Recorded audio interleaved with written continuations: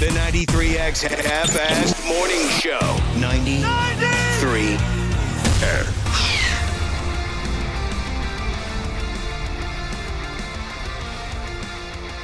Effing Thursday. You know it, I know it.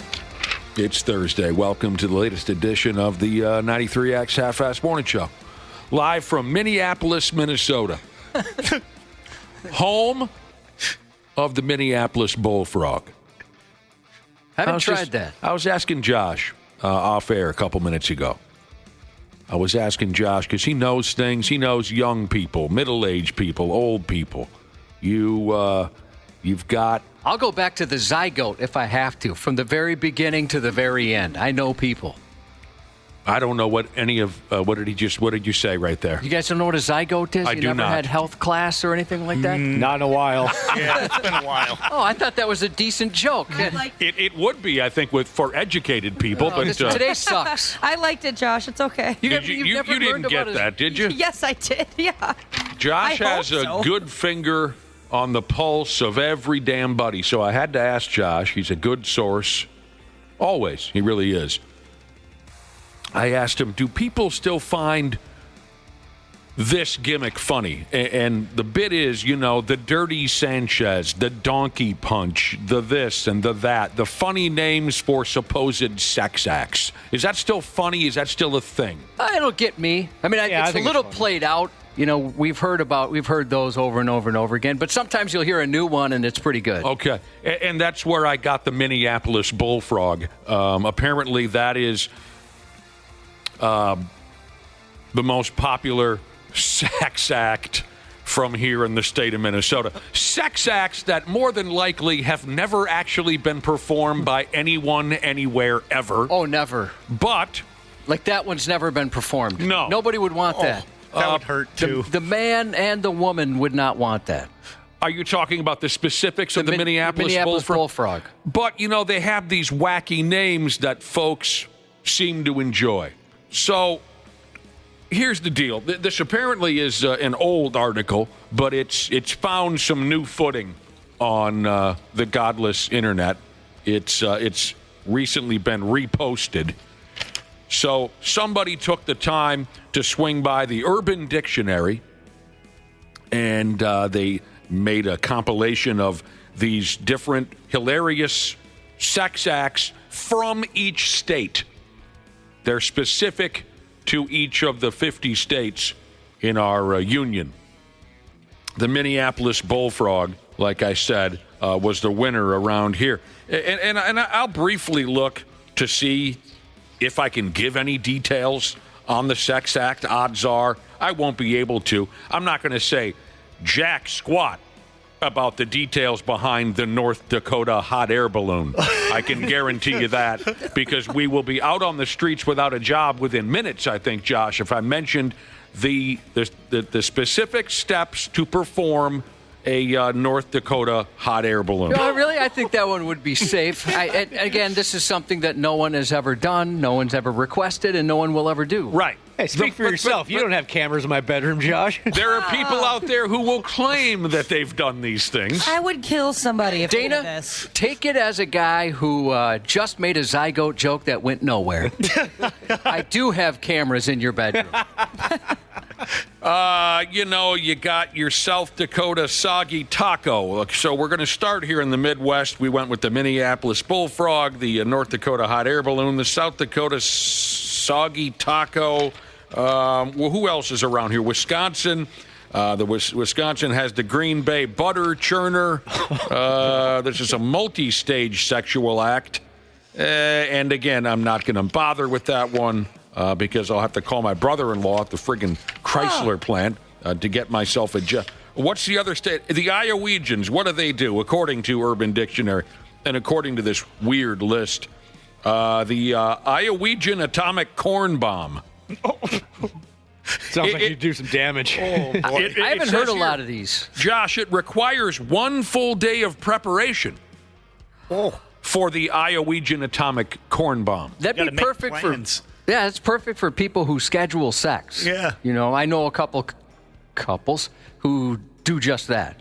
They'll have either a reoccurring sex night or they'll look ahead at their week and say, okay, this is when we can put that in. I keep fit that in, put that in the calendar. I keep hearing that older couples benefit from a schedule. Yeah. And you know a couple who benefit. I know two couples who they do it a little differently. One has the standing occasion, right? They're never going to miss it. Thursday nights, that's sex night. Oh, okay. And then the other one, they'll look ahead and decide how many times they can get a sex in the week. And these people are very open in discussing these things with you. Yes. Have you noticed as you get older, Josh, and being married for a stretch of time now, that the couples that you associate with are very open discussing their sex lives because they're not kids anymore. They're not ashamed of anything anymore. We're grown folks now. Hell, a lot of these couples that you hang out with have grown kids already. Have you noticed that they're very open and sometimes you don't want that? Absolutely. I was just telling you something off air yesterday, and you're like, is that all that guy talks about is sex with his wife? And no, it's not. I mean, he talks about it a lot. But that's just the ones I share with you because it's pretty funny the way he can phrase things. You have this particular friend, and I've met him a few times, and I really do like the guy. Oh, he's hilarious. But usually when you bring him up, it's a sex story, and that's why I had to ask. Is that all he ever talks about is banging his wife? Because that can get old. No, it's not. I mean, he'll talk about how when he was early on in his construction career, he masturbated on a pile of sawdust. He'll bring that up. He'll bring up, sometimes he'll put on a childo, and then he'll ring my doorbell with it, a face-mounted dildo. So a lot of what he does is, what's the term? Because... Perverted? Well, sure, you could go with that. So he does talk about sex, all different types of sex, quite often. Oh, yeah. I mean, it's not his only move, but he does. I remember the term that I was going for. He's very sexually driven. That's for sure. I was told when I was young, no one's going to accuse me of this anymore, but when I was young, I was told that this was a critical comment. I was seeing a woman, and she was criticizing me once by saying, I'm very sexually driven. And I think what she meant by that is that I was kind of a slut. But, kind of. Yeah. You picked him up. You dropped him. Jesus wants to know if that's me, a scheduled sex night. No, it's not. We've never done anything like that. All right, brace yourselves now. I'm going to give you all the rest of the 50 states, okay? Gotten a few texts now. It does appear that folks still get a kick out of this. These wacky names for sex acts.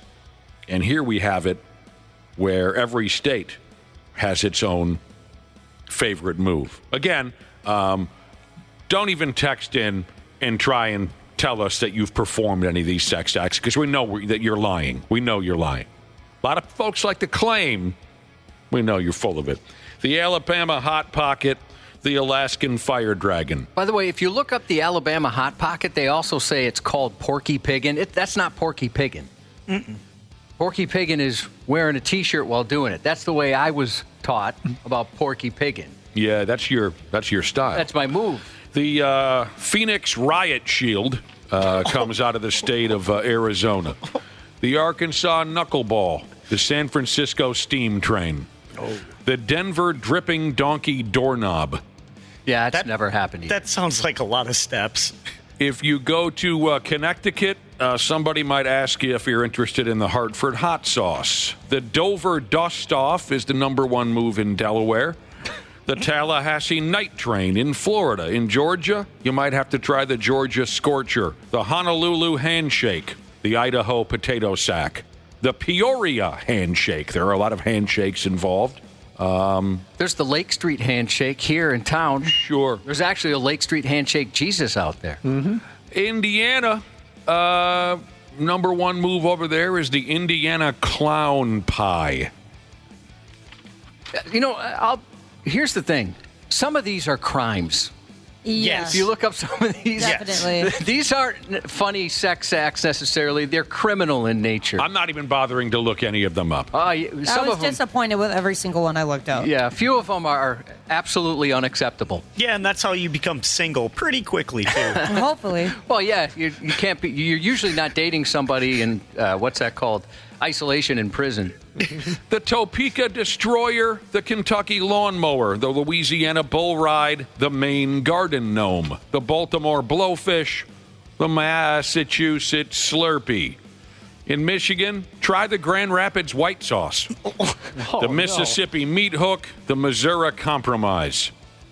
I feel like I've heard of the Mississippi Meat Hook before. That was new to me. Montana has the Montana Monorail, the Omaha Ham Bone, the Las Vegas Spatula, the New Hampshire S'more, not Schmore, but S'more, where you got the, what's a real s'more? It's a, don't tell me, I'm going to get this. It's a, what do you call that friggin' cracker? Don't tell me. You can't ask a question. Well, yeah, I said, don't tell me. But you also asked. Well, I was talking to myself. The New Hampshire S'more, New Jersey Turnpike Special, New Mexico Window Washer, the Manhattan Flapjack, the North Carolina Headbutt, the Cleveland Steamer. Now that goes way back to our founding fathers. That's a classic. The Cleveland Steamer. I worked that into a script on our high school TV show when I was the anchor. I mentioned a Cleveland Steamer, and the teacher tried, was like, why did you can't say that? Why did you say that? I go, I don't know what it means. What does it mean? I just pled ignorance. Your teacher knew? Yeah. Well, that's pretty cool. Well, wait a minute. So then I was like trying to get him to like, well, what does it mean? I honestly don't know. I heard it. I didn't know it was filthy. What is it? You have to go back a little bit because you didn't give us, your information was quite fragmented.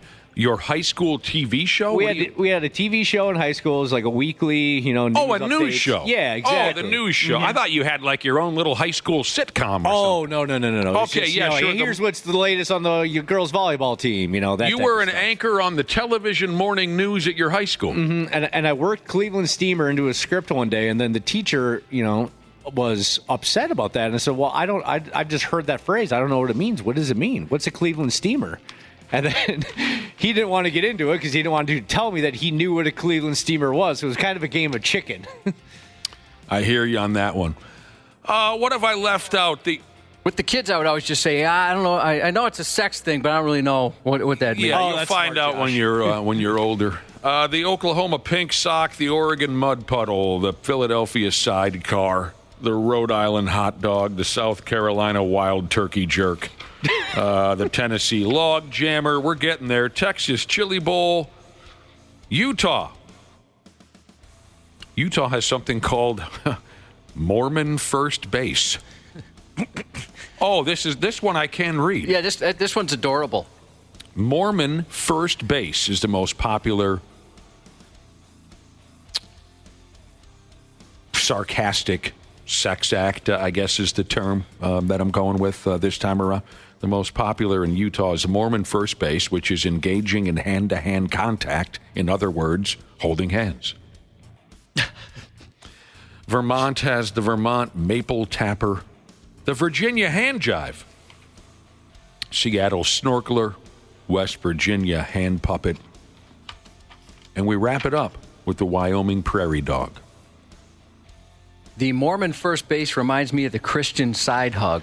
Give me that Christian side hug. Yeah. That Christian side hug. Because you don't want your genitals touching. Right. So you got to kind of side hug just Oh to make my sure there's gosh. no accidental contact. Ridiculous. If you're younger, maybe you don't know, there was a movement just for a brief period of time. It did not last long, did it, Josh? No, it was pretty quick. But there was this trend, just very briefly, where there was a group of religious people pushing the Christian side hug on us because, like Josh said, if you engaged in a traditional hug with someone, your genitals might knock into the others, and then God knows what's next. I side hug, like if I'm going to hug a woman, I often do a side hug for that reason, or so there's no chest-to-chest action, things like that. Because you are very Yeah, you don't want gear and nipples and things. You're a little intimidated by that. But I really liked the song. Yeah, it's a catchy tune. It's heavy. I remember the video being somewhat interesting as well. Oh, I don't think I ever saw the music video. What was, maybe the Brother and Sisterhood can help us out. What was the follow-up? Because after that, the Christian side hug was still too sexual. It was too much contact. And so the next one was even more innocent. It was very similar, yes, but it was even more innocent. It reminded me of when Chubby Checker came out with the Twist, and then 1 year later he had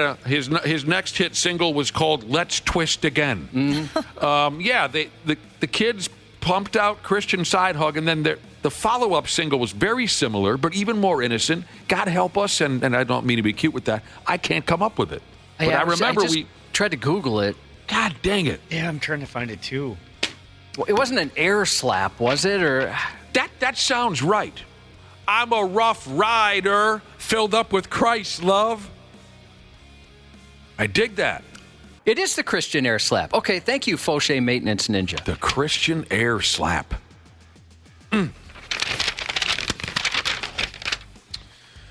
Well, there you go. If you want more information on all those disgusting and completely fabricated sex moves from state to state here in our proud union, swing by the, what's the name of the website again? The Urban Dictionary.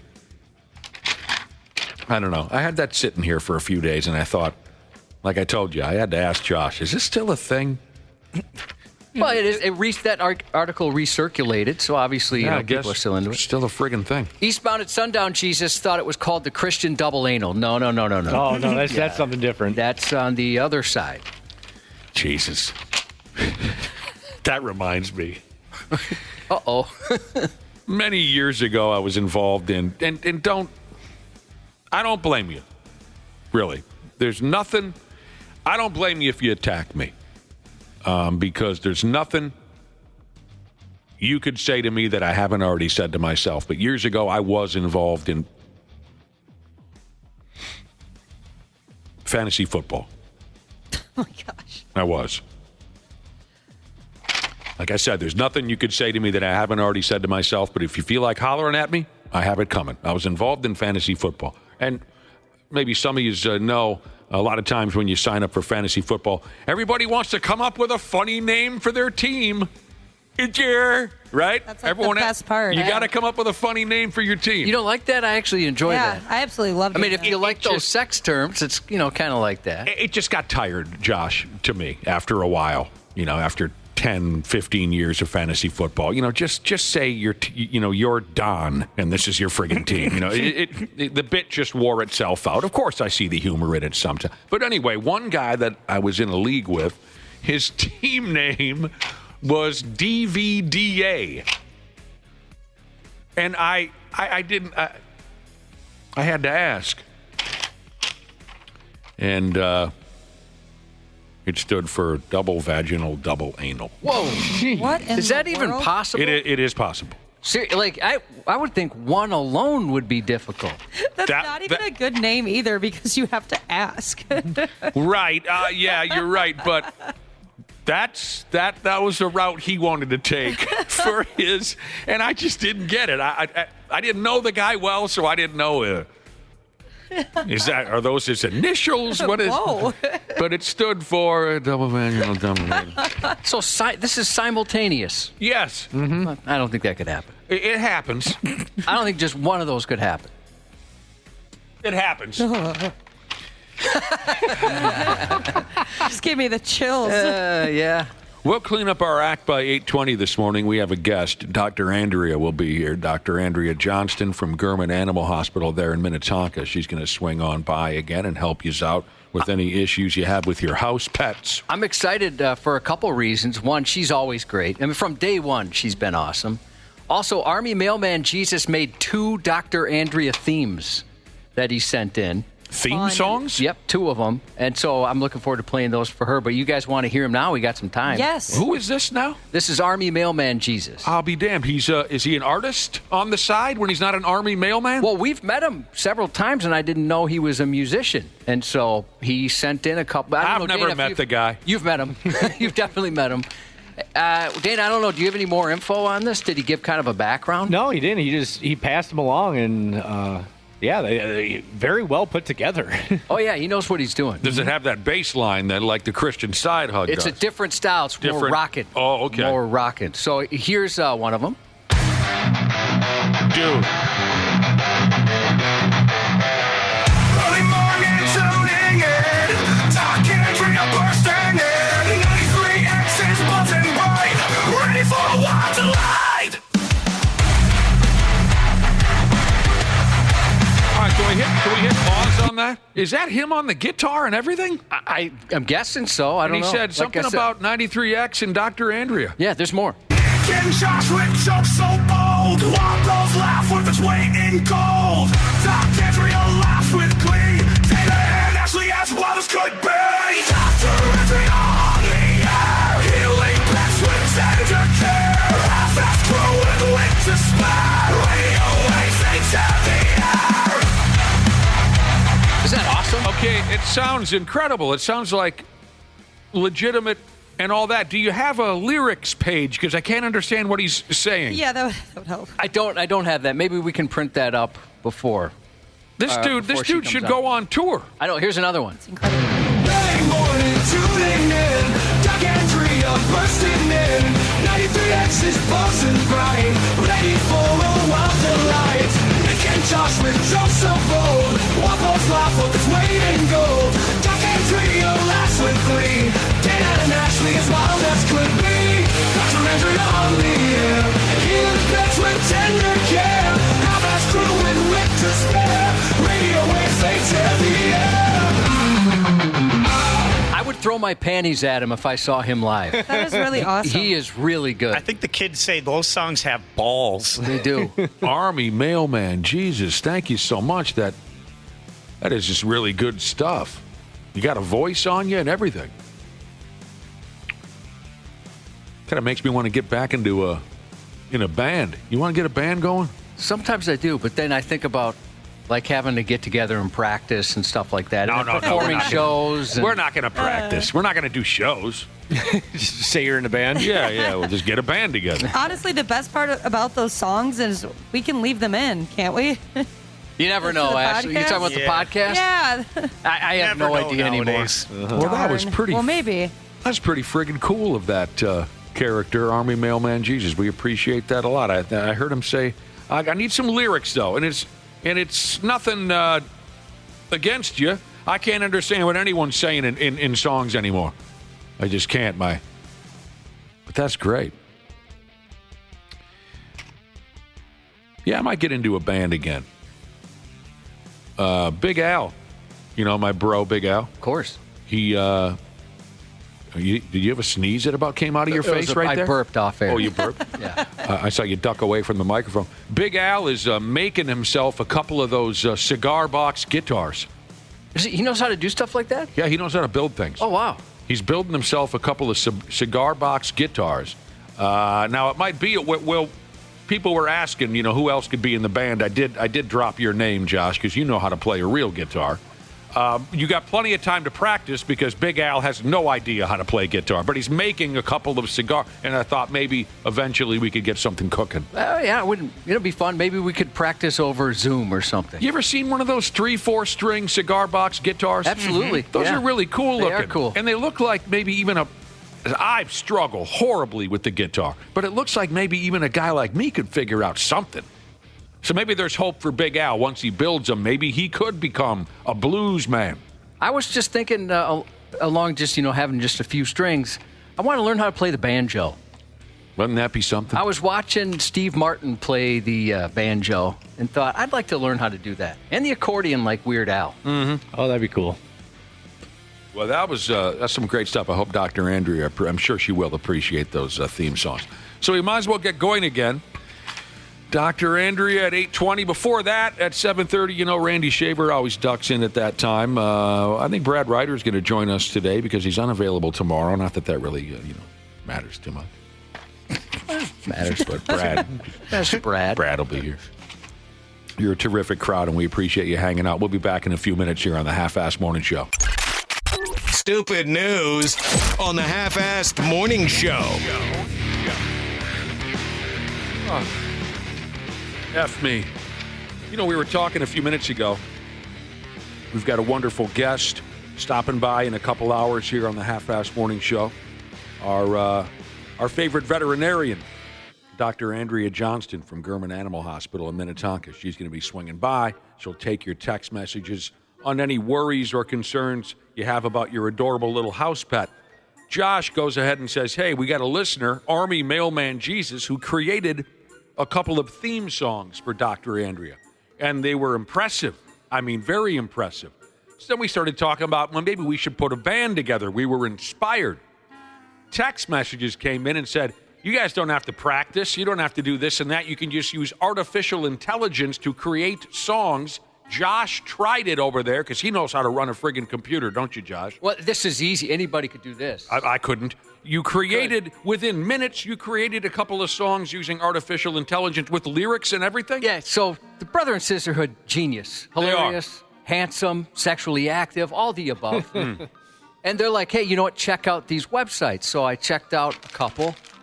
All I had to do is I typed in some lyrics just quickly. You didn't have to think too much about it. I said the style of music I wanted, and it created 2 versions. I am definitely going to pay for a subscription for this because we can create songs in just a few seconds. This doesn't seem fair that this exists. That doesn't seem right. What is the what's the style of music you went with? So at first I went with metal. Yeah. But it was tough to understand what they said, and that one I just wrote lyrics. I didn't think too much about it, and then I thought even less about the next one, and I put in hard rock. And so I didn't cut this up. I didn't do anything other than I wrote lyrics, I typed the type of music I wanted, and then I hit create music. Well, let's hear song 1. All right, here's song 1.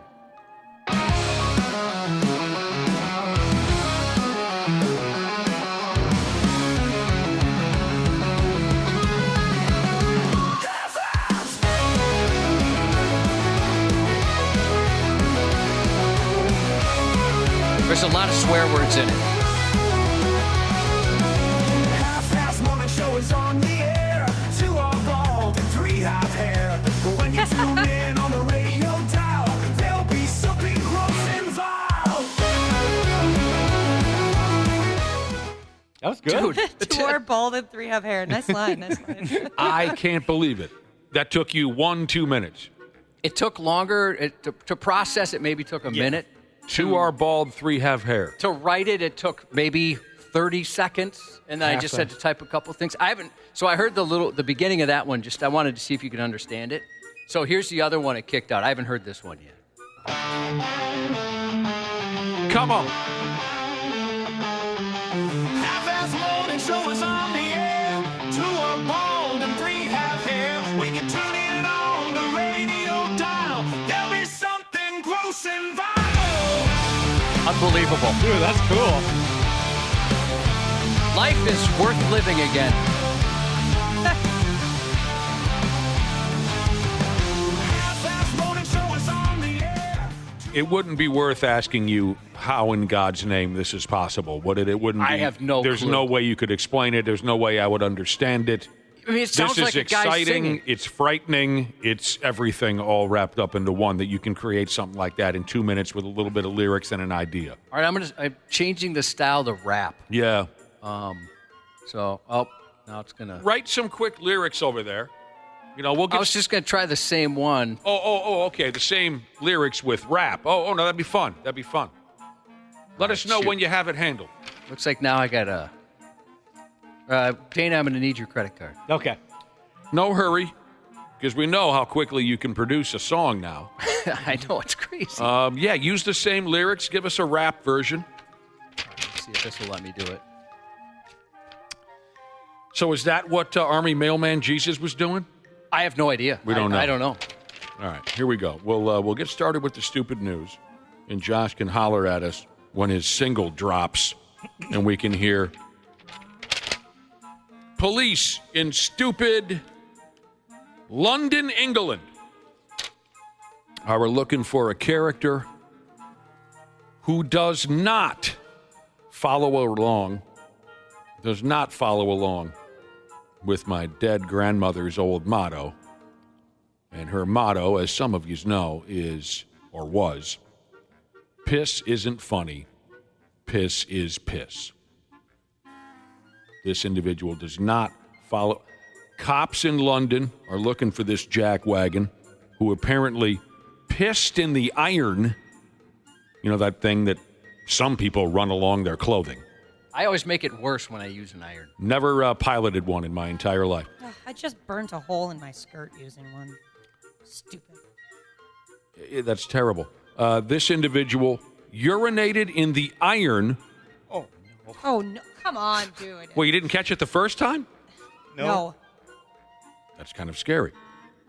The iron that the London cops use to iron their uniforms in the locker room over there at the police station.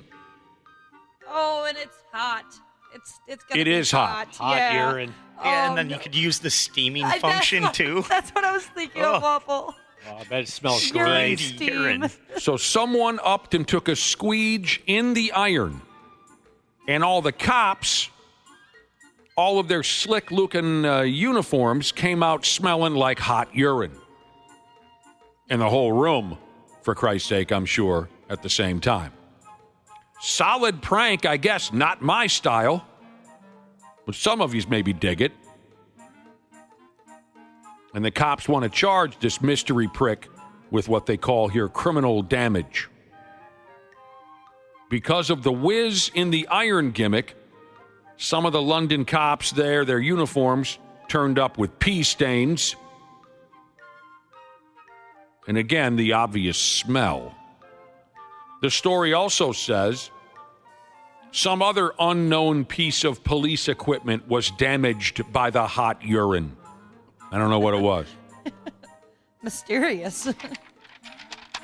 I don't know what other kind of police equipment they might keep in the changing room there at the cop shop. They're pretty sure that the peer had to have been a fellow cop. The locker room where the cops put on their silly suits is not a place that the general public can just walk on into. Do you think somebody tried to like play a joke and then realized like, oh, this isn't funny? They don't think this is funny. Well, I think it certainly was someone trying to play a joke. I don't know. I couldn't say if they thought it was done perfectly or they thought they had taken it too far. I don't. They say, by damn, if this was a cop, they're going to lose their job quicker than you can say Jack the Ripper. Yeah, I don't think I'd find that funny at all. Nope. I like pranks as much as the next guy, but that I wouldn't find humorous. Not anything to do with bodily fluids. That's not funny. Friends don't do that to friends, Yep. was a quote from an infamous prank from my youth. And you just mentioned it's not funny when you use bodily fluids. You guys know the poop donut story. Yeah, that's messed up, man. It was terrible. You're Terrible. right. Friends don't do that to friends. They just don't. One morning, hungover, a group of guys at a cabin. We're all kind of sitting around. And of course, we were very young, so we didn't prepare at all. We didn't bring any breakfast or anything. You just drink yourself sideways, and next morning you sit there feeling miserable because there's nothing to eat. And here comes one of our bros with a box of donuts. And one of the donuts was fake that the sick sumbitch had made out of his own turd. Oh, man. And So did he try and fashion? I don't think I've ever asked you this. Did he fashion Yes. it in the shape of a donut? Yes, That's he did. insane. Yes. That's That crazy. makes it even more crazy. Yes, he did. Yeah. He shaped it to that of a chocolate donut. You touched it, dude. Because I was picturing him just taking one donut out and then pooping in that spot where the donut was. But the fact that he shaped it Yeah, you were. makes it 100 times worse. That is worse. And then when the last dude reaches for that donut, and I can't remember if he made contact. If he didn't, he came too close for comfort, with his hand reaching. And when he reeled his hand back, when he realized what he was reaching from, he looked up at the prankster and said, "Friends don't do that to friends." And he was right. I like to think if I was standing over that box and, I was the first one up and, do I want the sprinkle? Do I want the, traditional? I would be able to recognize that one of them was poop. and then say something before everybody else dug in. I wouldn't even grab one of the other donuts because it could be contaminated by the fecal matter in the box. There's poop particles, Wapple. Yeah, we yeah. No one was thinking about contamination or poop. That's not how we thought when we were 19 years old. I'd like to believe I could recognize it too, Dana. I'd like to believe that I could recognize the difference. But again, you're fresh out of the sack. You had 31 beers the night prior. You're starving, and you would never in a million years consider someone would pull that type of a bit on you. That's a good point. All right. I got the rap version. It just loaded up. Yes. Okay, the rap artificial intelligence version of the Half-Assed Morning Show song you created about how some of us have hair and some of us are bald. Yeah, and people are wondering the website. So here's the site, aimusic.so/app. Now, I can't promise that's not going to tank your computer in any way. We just found out about it minutes ago. I'm absolutely in love. I will be buying a subscription. aimusic.so/app. All right, here's, so again, if you're just tuning in, I just wrote some lyrics super quick, and then I said what kind of music I wanted and hit generate music, and within about a minute, it gives you two different options. I tried metal. It was a little tough to hear. Hard rock is the ones we just played, and so we thought we'll try something completely different, and here's a rap.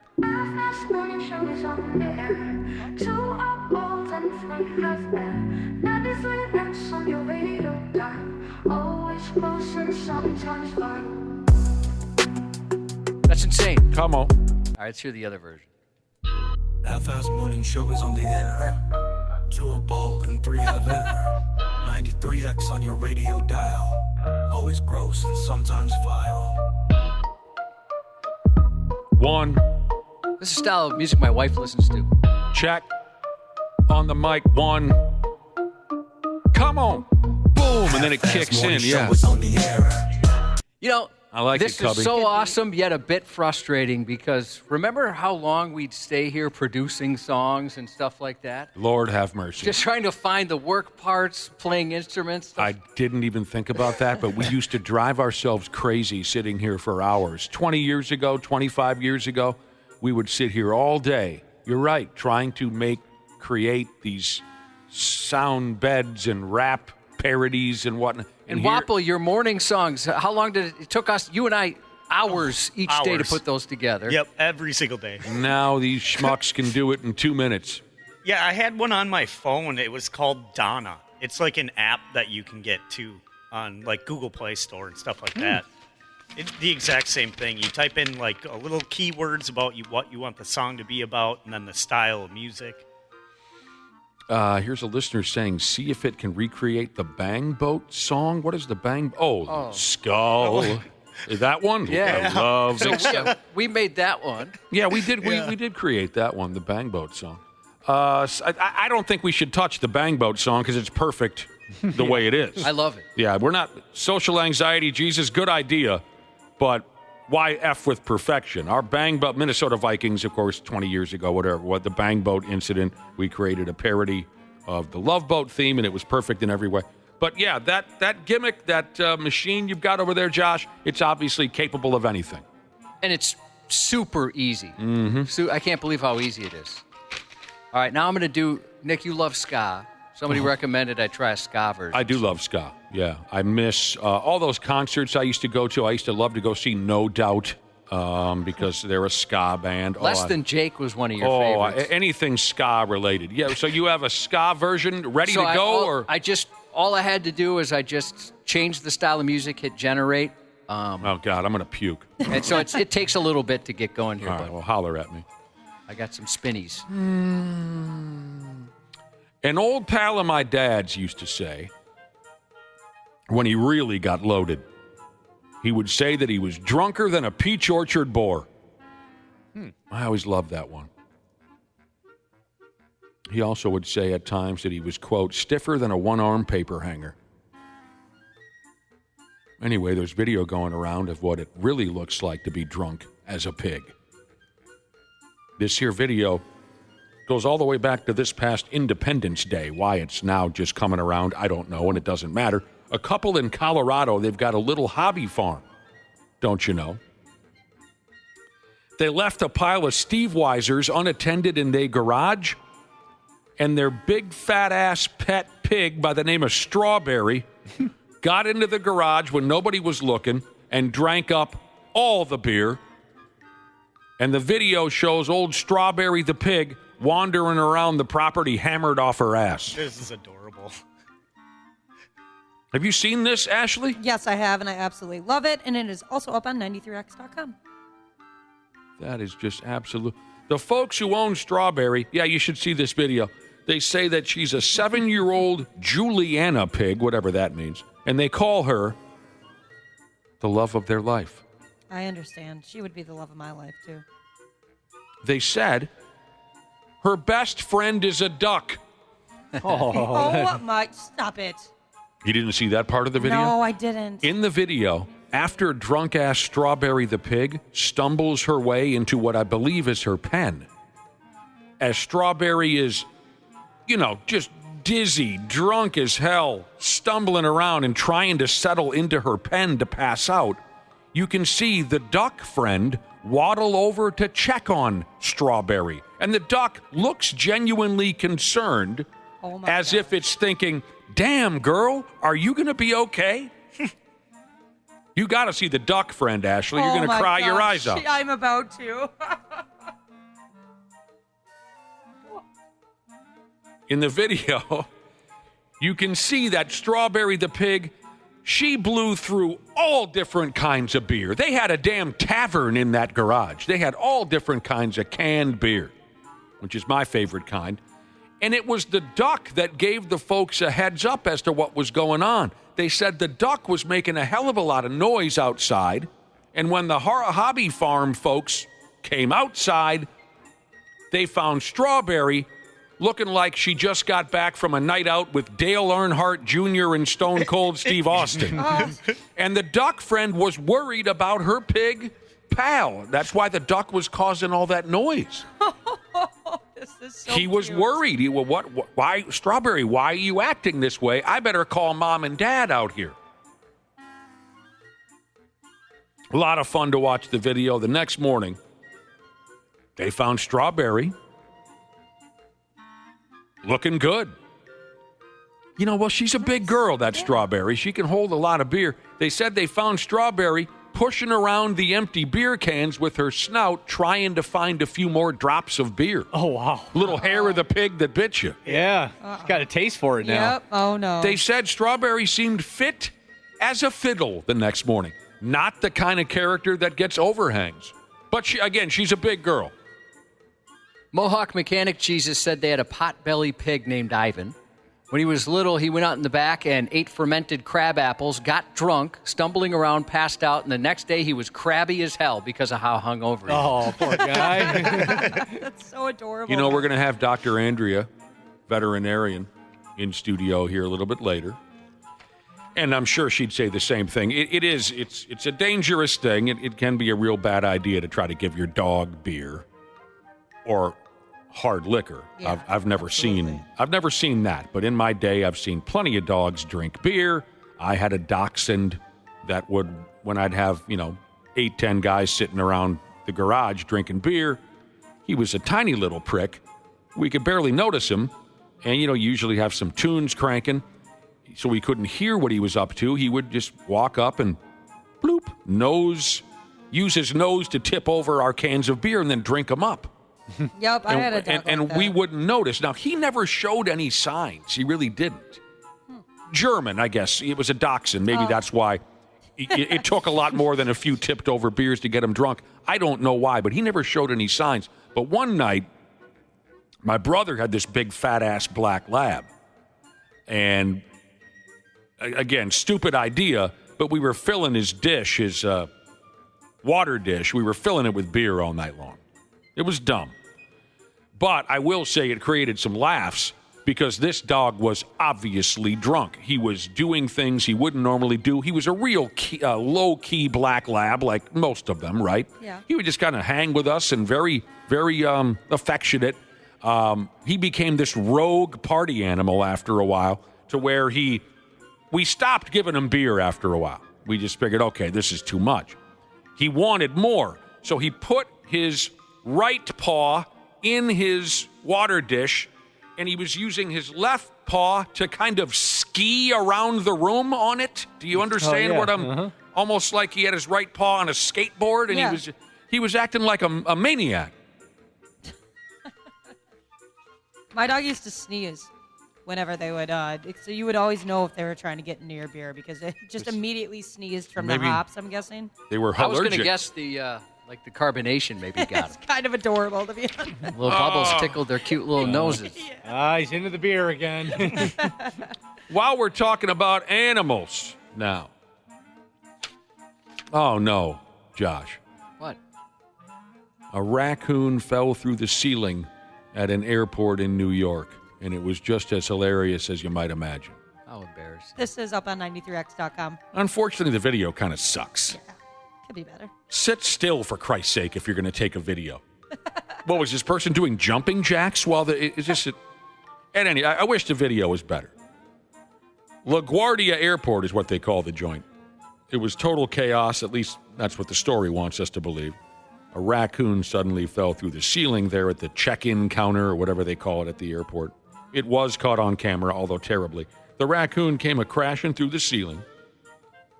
And this was the one fun part that you can make out in the video. The little prick was desperately hanging from a cable or something. Hanging from the way more ceiling. acrobatic than I knew that they could be. It kind of looked like a circus show. Yeah. And then he fell down to the floor.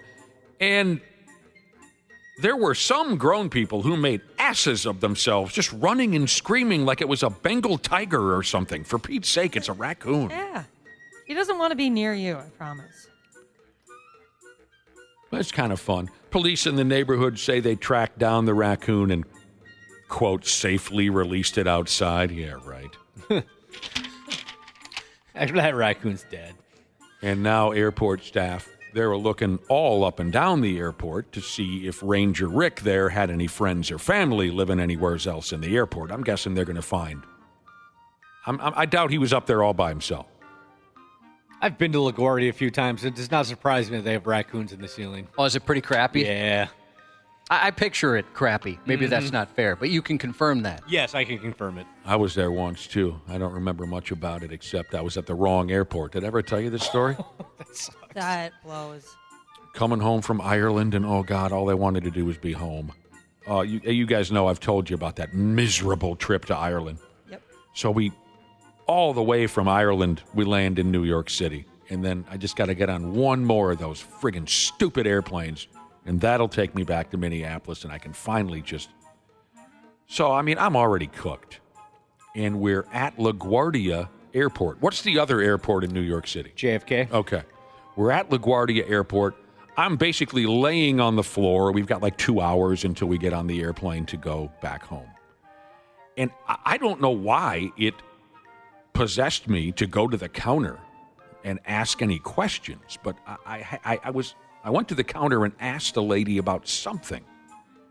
And she said, well, let me look at your ticket. Maybe I asked if I had a window seat. Who knows? It was a long time ago, and I was just cooked and drunk and hungover all in one. And the lady said, let me look at your ticket real quick. And she said, you're at the wrong airport. And I said, what? And I was a novice traveler at the time. I didn't even know there was 2 airports in New York City. The wrong airport? Where the hell am I supposed to be? You got to be at JFK Airport. That's where your connecting flight is. Son of a bitch. And so I get in a cab, and it was straight out of the movies. I told the cabbie, I said, I got to get to this other airport in 20 minutes or I'm going to miss my flight home. And thanks to the cabbie being an unbelievable driver, it was straight out of the movies. We were weaving in and out of traffic like it was an action flick. Those airport cab drivers do not mess around. It was terrifying, but yet this guy got the job done. He felt alive at the same time. That's impressive. He got her done. Back to raccoons real quick, too. A buddy of mine has this great story where he and his girlfriend were at a park, and there's this major ruckus coming from one of the park trash cans, with the flippy lid on the front where you can flip the lid, open it. There's this massive ruckus going on in this trash can. And my pal said, there's got to be some kind of critter in there. Next thing you know, a cop pulls up. Someone else had called the cops about this ruckus coming out of the trash can. And the cop pulls up, and my buddy and this other citizen tell the cop, yeah, we think there's a raccoon in there or something in the trash can. And the cop walks up, and he flips that lid open real quick and goes, ha! And he says to my buddy and the other person, he says, yeah, there's a raccoon in there. And the cop takes his weapon, just sticks it in the trash can. Pop! Oh, wow. Dude.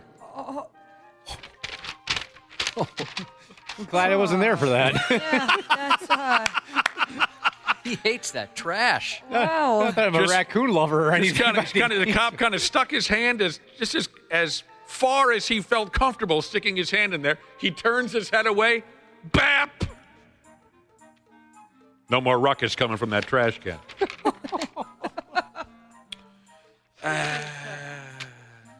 Friggin' England again, Josh. Yeah, you don't like them.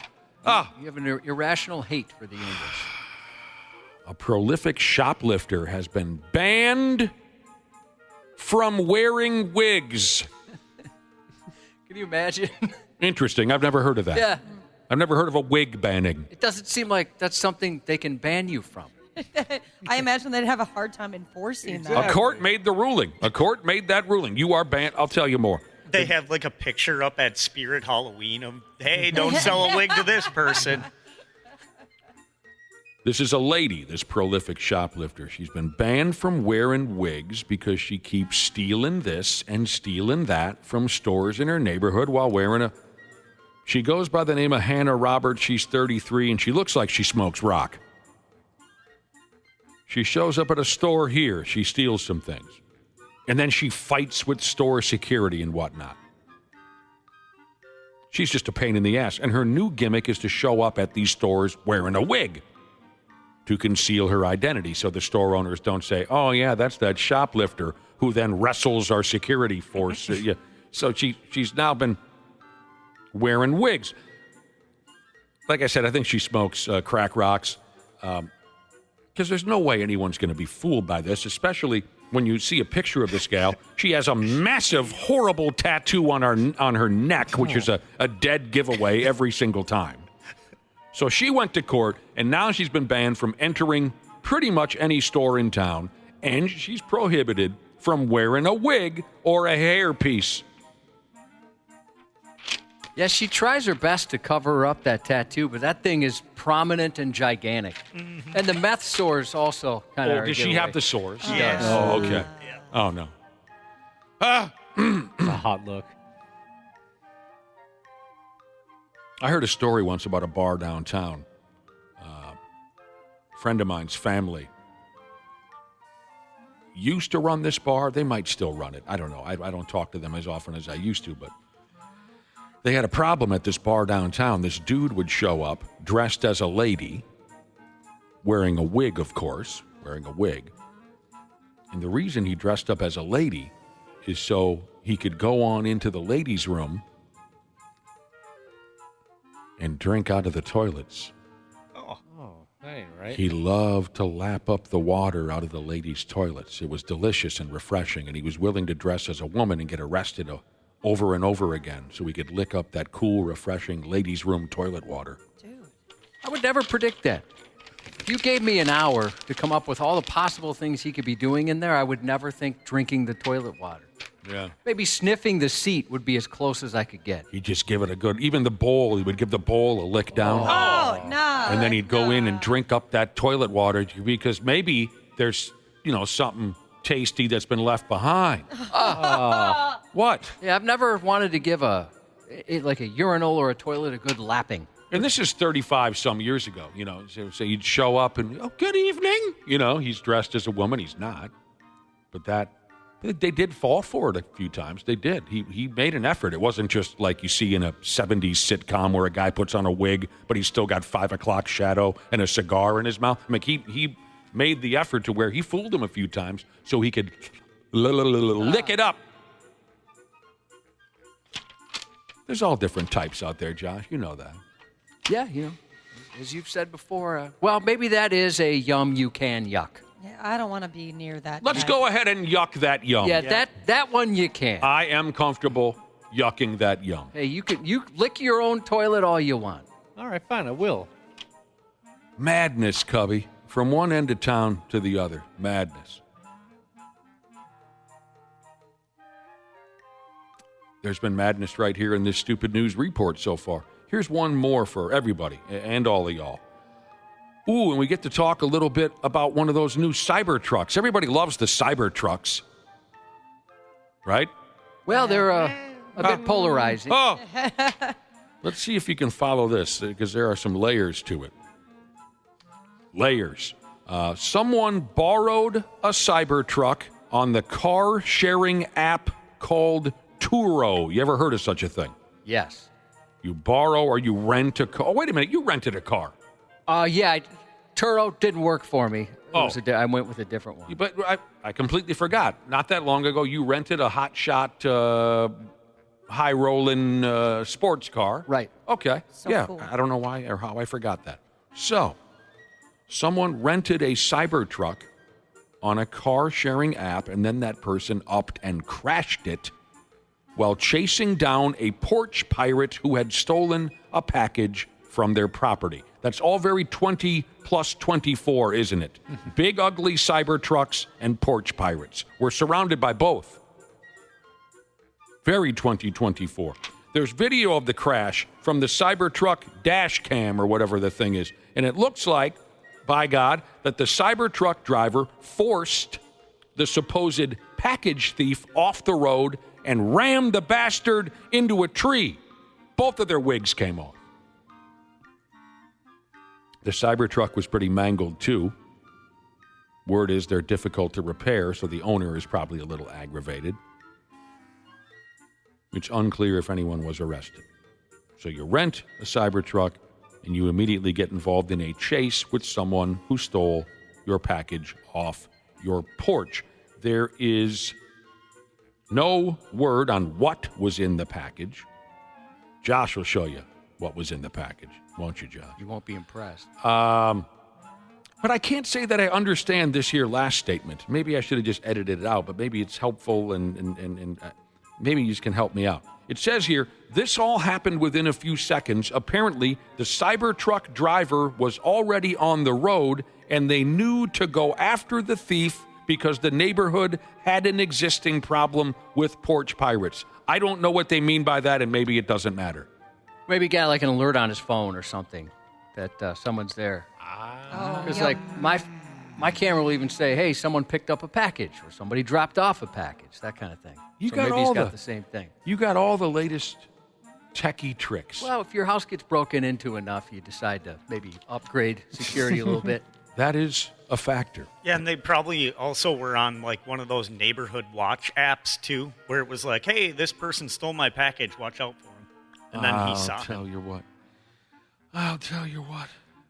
There's so many different things you can get involved in now with the technology. I should look into it at one point or another.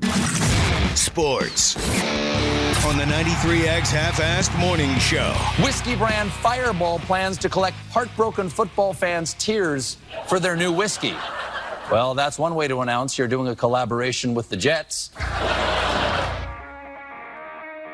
I hear you, late night television show host. It's funny stuff. Who was that? Stephen Colbert. Stevie Colbert. I don't know if I've caught his program yet, but by God, you can count on it. Golden Gopher Dudes basketball opened their season last night at the barn. You guys don't even care. Well, of course we do. No, he was right. Oh, I care. Regular season, who they play, like Mount St. Mary's or something? Not even that tough. Oral Roberts. Yeah, they played Oral Roberts and they won. Plenty going on tonight. Timberwolves on the road playing at the Chicago Bulls. 7 o'clock on the FanDuel channel. Man Bear Pigs play a late night one. What do they call it? A late one. Live from San Jose, California. You ever been to San Jose, Josh? I have not. Get a surfboard. Been to California a couple times, but not San Jose. Just live off the land. You just get yourself a surfboard and live on the beach. That's what they do in San Jose. That hockey game is also on the old FanDuel network starting at 9:30, so you get a back-to-back kind of a thing happening. Tonight's Thursday night football game, features the Cincinnati Bengals playing the Baltimore Ravens, so they're going to likely go ahead with that around 7 o'clock. Randy Shaver and Brad Ryder going to be joining us in about a half hour, and we got plenty more to talk about. For now, stick around, because my life partner, Cubby, has got his news report coming up next. Half-assed Morning Show. 93X. On this golf cart, dun-dun-dun-dun-dun-dun-dun. And guess what? He goes out through a pine grove and he thinks I'm really cool and I'm on a golf cart and I got me a new TV until the sheriff's office arrives. Dun-dun. And we take him into custody. I don't care if you are driving through a pine forest, we can still catch you. America's snarkiest man of the law, Polk County, Florida, Sheriff Grady Judd, who I have a T-shirt of, thanks to Dana over there. He is talking about a grandpa-age thief that his deputies brought to justice. Our deputies are the best. He's an old cranker, and now he's sitting in county jail. Another bad decision, and it's not his first one, Judd said. The 60-year-old man from Fort Meade is in jail again after breaking into a trailer, stealing a TV, and trying to make its getaway on a stolen golf cart. Judd said the old-timer loaded the TV onto the cart and took off through a pine grove, but his escape didn't last long. Deputies caught up with him quick and found some meth in his pocket. Now he's facing charges for burglary, theft, and drug possession. How old is the old cranker, as the cop said? 60. 60? 60. Pretty cool getaway car. Golf cart? Yeah. I'd want something a little faster. Yeah, a that's a lot good plan, I faster. suppose. You know, in Florida especially, they've got some pretty quick cop cars. Yeah, They'll catch you. you're right. A 46-year-old man was pulled over by Oak Park Heights police, leading to a startling discovery: pipe bombs in his car. Although the explosives would typically land you and me in serious legal trouble, the man reportedly claimed immunity because, you see, he's a sovereign citizen. Diplomatic immunity. Is that just been revoked? Is that routine coming back? It could be the same guy that's been doing this around town. I'm not sure. The stop occurred around 2 a.m. Saturday. An officer noted that the man lacked both a valid license or proof of insurance. Further checks revealed he'd been previously cited twice in the past for driving uninsured. During the search, cops found 9 small CO2 containers with wicks taped to them, as well as an 8-inch PVC pipe sealed at both ends. The St. Paul Bomb Squad was called in, later confirming the items contained black powder and qualified as pipe bombs. A subsequent search of this hotel room in Stillwater uncovered a binder titled List of Pyrochemicals and Terms. They also found a small bag of meth, a silver and black grenade-like object, and some ammunition. The man claimed affiliation with the Sovereign Citizens anti-government movement, explaining that the bomb items were just components of a rocket because he's a hobbyist, and he only wanted to test rocket altitude. He further stated he was staying at the hotel because he was wrongfully evicted from his Wisconsin home. I do love that bit. It's just been a while since I've heard the sovereign citizen routine. It seemed to me that it kind of fell out of style, but it's nice to hear about it again. Yeah, I don't get how the cops were able to, arrest the guy. It doesn't make sense. Doesn't recognize the laws the rest of us have to follow. Well, also, when are these people going to realize if you're going to research crimes, like how to make a bomb or something, you do it at the public library, not on your own computer? Yeah, the same place you masturbate. Yes, exactly. Telling people this for years. A 31-year-old man from Eden Prairie was arrested after police found him slumped over in a stolen car with a stolen gun beside him. Golden Valley Police responded to a 911 call about a driver stopped in the turn lane of Highway 55 and Theodore Wirth Parkway. That's where, when we were kids, people told us there were serial killers dumping the bodies of prostitutes. Did you ever hear that rumor? I don't know if I ever did, Josh. You did too, Ashley? Yep. Yeah, that was like a thing in school. I was terrified. According to the police chief, officers quickly realized a red 2005 Toyota Corolla was stolen after spotting a Minnesota plate tucked under the car's Wisconsin plate, like a license plate version of one of those Russian nesting dolls. Inside the stolen vehicle, they found burglary tools used to break into cars and a loaded gun in a fanny pack within the driver's reach.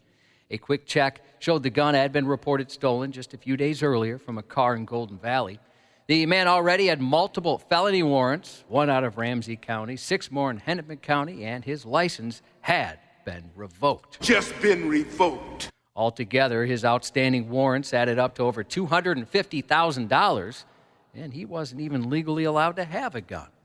$250,000. It's going to take a while. Yeah, he was in some trouble.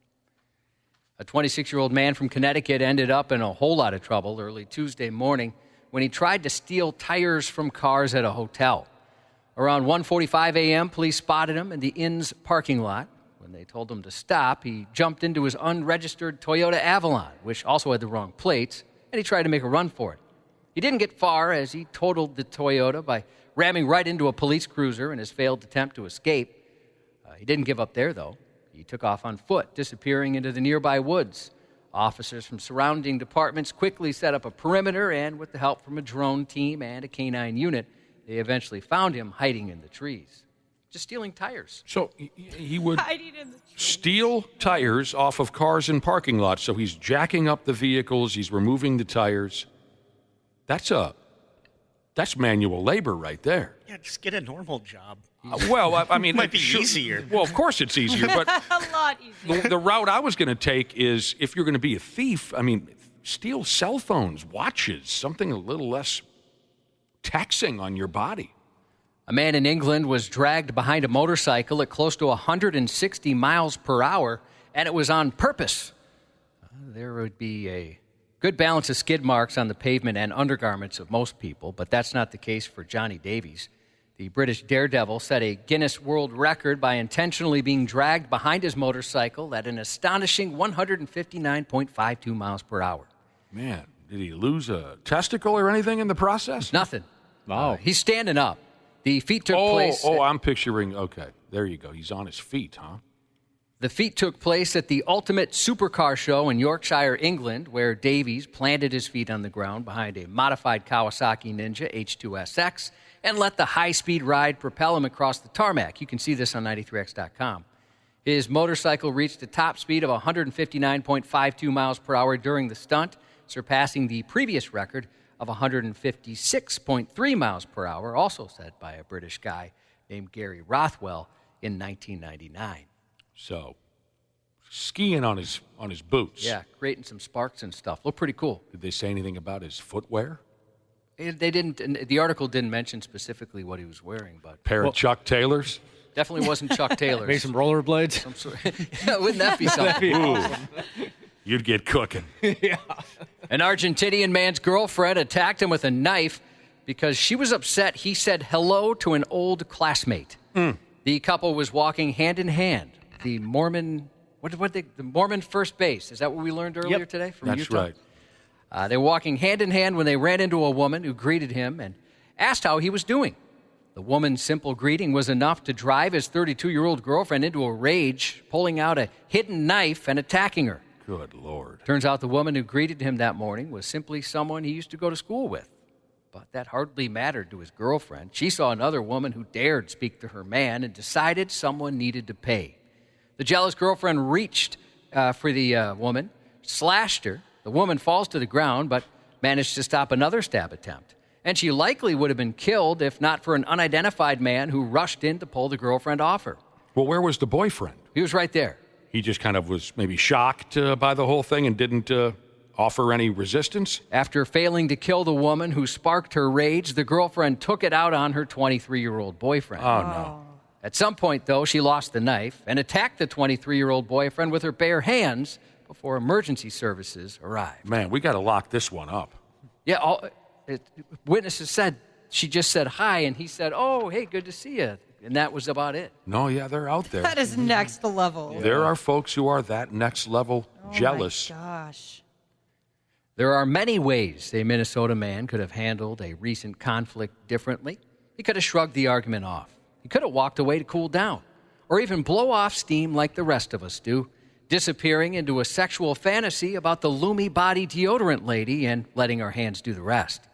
Instead, however, the man's facing serious charges after deciding to settle a bar fight in Mankato over the weekend by trying to run a bunch of people over with his truck. Around 1 a.m. Friday, Mankato police responded to reports that a man in a GMC allegedly attempted to run over a group of people following a night of Halloween festivities.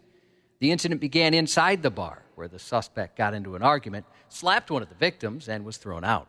When the group left, they found him waiting outside. Witnesses say he reignited the conflict, leading to a scuffle before he got back into his truck and drove toward them, veering onto the sidewalk and through a flower bed. 6 people narrowly avoided him, while another took cover behind a pillar. Police soon pulled him over, and he admitted to arguing with some young college kids, quote unquote, but denied any intent to harm, which was evident, of course, by surveillance video showing him racing toward the group. Officers noted signs of intoxication with a breath test showing .135 for a BAC. The 41-year-old now faces multiple charges, including assault with a dangerous weapon and driving while intoxicated. And the 41-year-old may lose his spot on the MSU Mankato hockey team. Oh, no. Oh, gosh. Darn it. It's iffy. The people are iffy in Mankato. Would you agree with me, Josh? The word I'm using is, I'm using the word iffy. Any college town, right? Yeah. Well, but it's not the college kids, though. It's not. I'm just saying, the last time I drank in college town. I mean, I think, there's a mix there. There's a mix There's a there. 41-year-old drinking with college kids. There could be. Very St. Cloud-like. All I'm saying is the last time I drank in Mankato, I never felt altogether comfortable.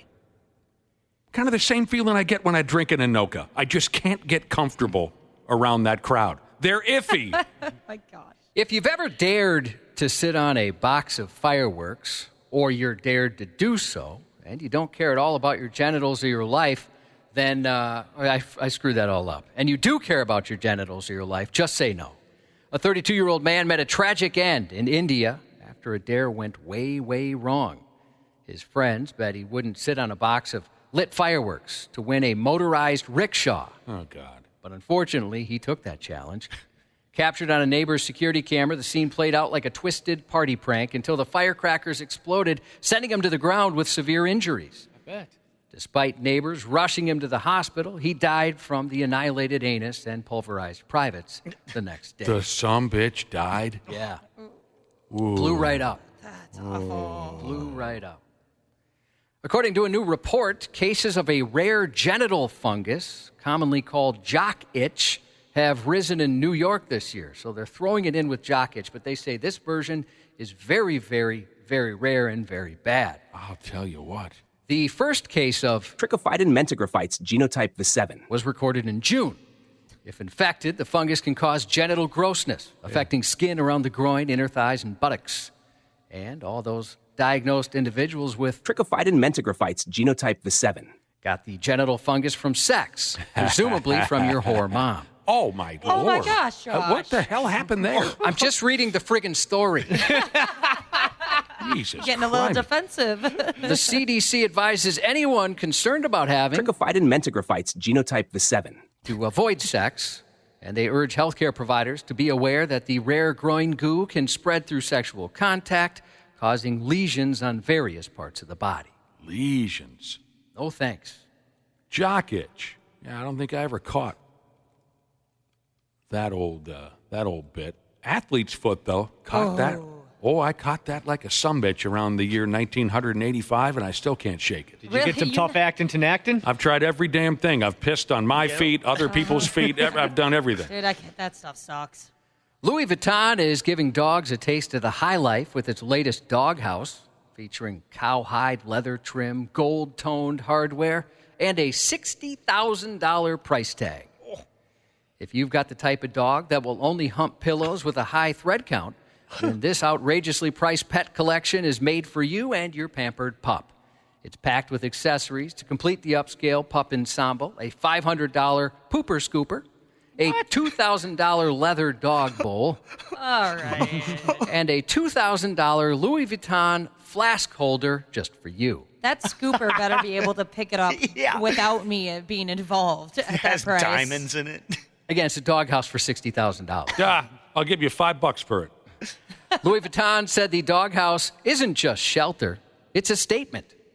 And of course, that statement should be, if you buy a $60,000 designer item or any of its pricey accessories for your pet, you've got more money than sense. Over on their Instagram page, fans were drooling almost as much as their pets. My Yorkie Louie would love that harness, swooned one follower.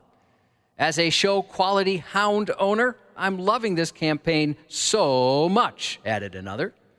Customers can get their paws on the high-end doghouse and other items in the collection that celebrate the, quote, cosmopolitan culture of dogs and their walkers, available next spring. I thought this thing would be a lot bigger than it is. Well, you'd expect it, like, for $60,000? Yeah, there's a couple different levels. Yeah, it's like the size of a big purse. Right, I'd want a shed size. Yeah. Yeah, there's an elevator in there. Yeah, it's Well, like you a want to beach be able bag. to. You want to carry it around so you can show everyone you've got the $60,000 Oh, yes. Yeah. dog purse. Dr. Andrea, our resident veterinarian, will join us later this morning to answer your dog and cat questions right around 8:25 or so. Dana's dog Charlie prefers sparkling toilet water. Yeah, he's a fancy boy. Very pampered. I thought his name was Chicken Nugget Butt. Yeah, I call him that sometimes. Depends on who asks. Tonight on Prime, Thursday Night Football, an epic animal showdown as the Ravens host the Bengals.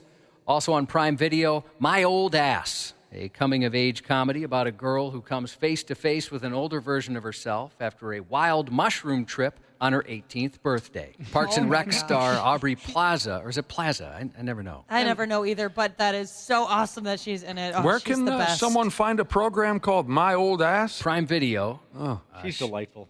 She will play the adult version of the gal, if you're interested. sure. You know what? We actually don't have a birthday. We got some shout-outs. Not your average sponsor, Jesus. Text in a big congratulations and a happy 2-year sobriety anniversary to Chipman Jesus. Congratulations. Prayers to Sits on Baby Jesus. She's taking 22 preschoolers on a field trip today. Oh, honey. God, Whoa, boy. speed. Yeah. Stop at the liquor store on the way home. Yeah, get a flask. Yeah, you can get a flask for $2,000 from Louis Vuitton if you're interested. Thank you to longtime listener, first-time texter, Min.Radio Jesus, who called us all butt knuckles, which I appreciated. And that's 93X News. Randy Shaver. I love this dude. I mean, this dude is electric. On the Half-Assed Morning Show. The fact that we didn't see him, go out right away. If you had a laceration in your carotid artery, you're going to collapse. It's going to be very urgent. The fact we didn't see that again, I think things are reassuring, and I would suspect either that brachial plexus or the vessel. So this was on his previous shift. The shot by Paul hit him, as you can see, up around the neck, the right shoulder, and in some difficulty on the Blues bench. Yeah, you wonder. I mean, you speculate just if there's something that the aftershock of it, but Ray Barilli holding his head extremely still here, being very cautious.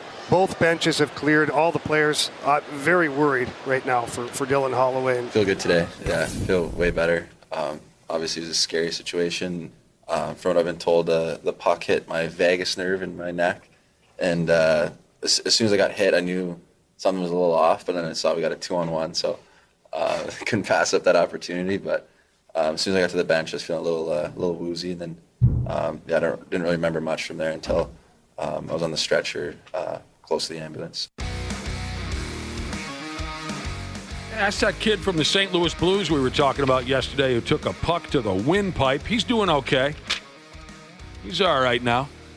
Ouch. Randy Shaver is here, and so is Brad Ryder, joining us on a normally non-Brad Ryder day. Thursday, what? Randy, thank Brad. Will you thank Brad for joining us today on a non? Why should I thank Brad? Well, because I take some pressure off of you that way. Like I have pressure with this show? Well, that's a good point. Yeah, you're retired. Dealing with a big shot, Brad Ryder. Randy Shaver doesn't feel any pressure. It's just one of those weird weeks where I had stuff going on. I couldn't get out of Wednesday and Friday. So you got stuff going on, He's Brad leaving Ryder. for a swingers vacation tomorrow morning. Yep. Sure. Yep, there you go. That's it. You know what it is, Dana? It's called research. Prep. In the world of education, everything is called research. Thanks for joining us, both of you. Randy Shaver, you retired old-timer you better book a hotel room in Branson. Says here, Missouri has become the 39th state to legalize sports betting. If that's anything that thrills you anymore, I don't know. Wow. Did that just happen? I guess it just happened yesterday. Before. Oh, because of the election. I see. I gotcha. Branson, you been down there? That's supposedly like I've been through. Like the poor man's Nashville, maybe is a slogan you might hang on Branson, Missouri. we were down in the Ozarks a couple of summers ago in that area, and I know of Branson. I don't think I've been through Branson, but that's a big deal. If it's statewide, then, anywhere in Missouri where they have the opportunity to sports bet. Again, we are surrounded, and I say the state of Minnesota. We continue to be surrounded by states that have it legalized, and we sit here and do not. So we will be one of the last ones to have it. We will be one of the last ones if we are at all, Brad. Because I'm not convinced that we are. It's been brought up the last 3 consecutive years at the legislature for sure, and every year there seems to be support and. Then it just gets tossed to the side and nothing happens. Randy Shaver, would you like to hear the word of an insider? Sure. All right. I don't know who it is. It's certainly not me. An insider here in Minnesota? That's right. Okay. An article popped up Summers yesterday. Channel 9's website. Channel 9? Yep. An insider says that there's a great possibility that Minnesota could get involved in this sports betting by the time this year next Super Bowl comes around. I'll believe it when I see it. Next year, like in February this year, or the this following one year? Where Kirk Cousins and the Falcons will be taking on. Who will the Falcons be playing in the Super Bowl this year? Probably the Chiefs. Yeah, Patrick Mahomes and the it'll be Falcons Chiefs. This year's Super Bowl, Brad Writers. No chance that soon. No way. You two are not insiders, are you? No. Well, even if the bill passes, there's no way it'll be implemented by then. No way. I'm going to take the word of an insider. Josh is an insider in the radio world. Barely. And I always take his word for it. I'm always surprised when they let me inside. I talk about this issue in a couple of my classes. You are correct, 100% correct. We are surrounded. When you say surrounded, we are surrounded. Like the nearest state to us that does not have it, other than us, is Oklahoma. Oh, seriously? Yeah. Literally every other state around the upper Midwest has it. Nebraska, Kansas, Illinois, Indiana, Wisconsin, Michigan, everything, everybody. The number of states without sports betting is now down to 11. They are Alabama, Alaska, California, Georgia, Hawaii, Idaho, Minnesota, Oklahoma, South Carolina, Texas, and Utah. Yeah, just ridiculous. It bothers you guys that much, huh? It does bother me. Yes, it does. Well, yeah, because I think the state is missing out on revenue. For sure. That could be used for a number of different things in Minnesota. And Minnesotans who want to partake, are leaving the state to go do those things and are, contributing to other states' revenue. This makes no sense. That's why we just got a text message from a listener who says, that's why I go to Turtle Lake every Friday. The short answer, people are wondering, well, why? Well, why? It's because the tribal casinos here in the state of Minnesota have a ton of political power. That's the short answer. Well, I'm cool one way or the other, really, honestly. But I understand why people would want it, and I understand the money into this and that, but it's not something that keeps me up at night. But they're doing it now in the state of Missouri. My dad, many years ago, before Branson kind of took off, my dad made a couple of road trips down there with one of his truck driving buddies, who I always thought had a pretty cool nickname. Josh, do you want to know the nickname of my dad's truck driving buddy that he used to go to Branson with? I love those nicknames and call signs. Well, the old man, he was the Born Loser. That was his trucking handle. That's a good one. The Born Loser. He held that handle for many, many years. And his pal that they'd go to Branson with, and on a side note, I remember the first time they went to Branson, and I called my dad, and I said, well, what did you think? Because he wasn't the kind of guy that ever went on vacation, but he and this guy would go to, and I said, what did you think of Branson? And he said, I ain't kidding you. They had bottled Budweiser everywhere we went. That's how small-town hillbilly my dad was until the day that he died. He was impressed that every bar had bottled Budweiser. I said, oh, my God, what is it, 1953? That's incredible. But the nickname, the handle of his truck-driving buddy that he went down there with, Josh, Astro Belly? Do you know the origin of that? Because he had a gut on him that would kill most people.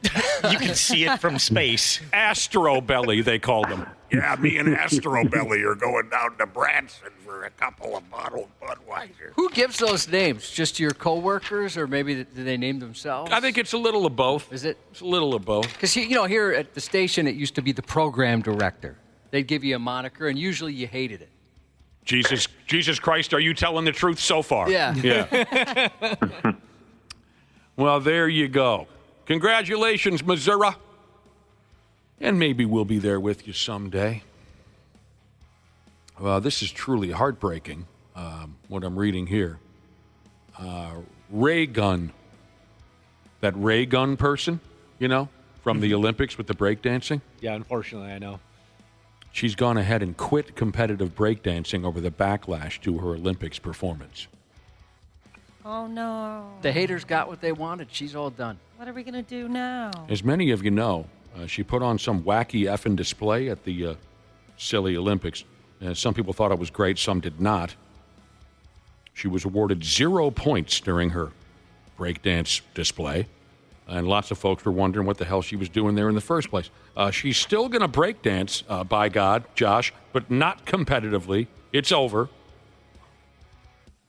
But last week, she did cut loose with a gimmick called the Raygun Challenge, which challenges breakdancers to show off their moves on her MySpace page or something. I don't know what it is. Look it up, the Raygun Challenge. So the best solo breakdancer will win $5,000. And here's where I think we could get involved. The best group breakdancers will win $10,000. Oh, we're going to serve some folks. Let's get it going. I don't think I could help you much. I'll provide the cardboard. Can you do the kangaroo, Josh? I can't do anything. No. A few weeks ago, you showed us that you could freeze. I can freeze. Sure, that's easy. Let me see you top rock. No, I don't even know what that is. I learned one move in the 4th grade. I might be able to recreate that for you. Oh, you really? Is that one where you spin your leg around on the ground? No. The coffee grinder. The coffee grinder. That was the classic.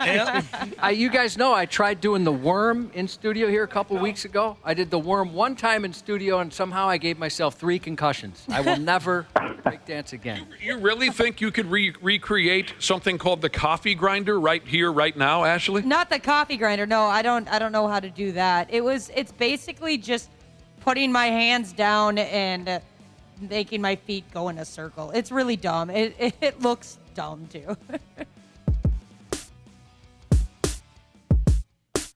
Go ahead. I'd like to see it. Do you mind?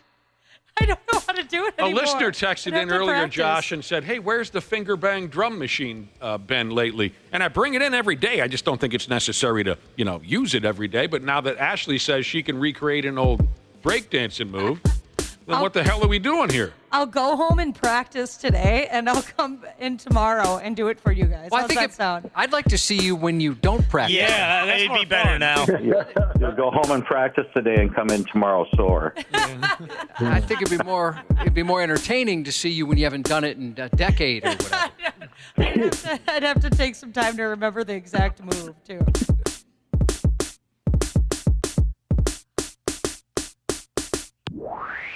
I do remember thinking I was super cool for knowing that one thing, and it's probably the most basic thing you can do. Remember when the Olympics made the announcement that breakdancing was going to be part of the mix, and Randy lost his temper on the radio? Yeah, that was funny. What? Why? That's not a real... I had fun with that. You know what else isn't a real sport? Golf. But tell me if you guys... Oh, come on. It's not a real sport. Tell me if you guys will be getting involved in this. The Match, they're calling it The Match Celebrity Golf Showdown. No. Okay. Well, who's in it? Okay, Randy, you're saying no before I even tell you who's in the celebrity? Yep. I'm saying no before you even tell me. Brad, do you want to know? I want to know, and then Brad I'll wants to tell know. you. He's an open-minded guy. He teaches sex education. I wonder if Randy's going to regret that. Vacations. Once you read the names, I wonder if Randy will change his mind. I wonder, too. Okay, so from what I understand, there's been 2 separate golf gimmicks out there called The Match. There's one where they put real golfers out there. Right? Yeah. Right. It's like, what's his name? Yeah. Fig Jam. What's his name again? Phil Mickelson? Phil Mickelson played Tiger Woods. But this is just more for fun, and it's celebrities. Right. Sometimes there's been a mixture, too. Sometimes there's been a real golfer with another athlete against a real golf. Yeah, they've done it. Old retired athletes and whatnot. So this will be on TNT on Thursday, November 21st. Oh, and Friday, November 22nd. It's a 2-day thing. It'll feature the following sumbitches. And there might be more. This is just so far who they've announced. Bill Murrah, Mark Wahlberg, Charles Barkley. You always have to have Charles Barkley at your golf tournament because he sucks and it's He's funny. terrible, and he's funny. And he's hilarious. Wayne Gretzky, I think is how you say the name. Michael Phelps, Nate Bargatze. Nate Bargatze. That's why I was wondering if Randy would change his mind. That's his guy. Randy loves Nate. Oh. That'd be cool. Sorry, Randy. I don't know your guy. Ken That's Griffey. the comedian that was at the State Fair. Yeah. Ken Griffey Jr. and Blake Griffin. Blake Griffin, the former NBA player. No, Blake Griffin, the professional chef. Yes, Blake Griffin.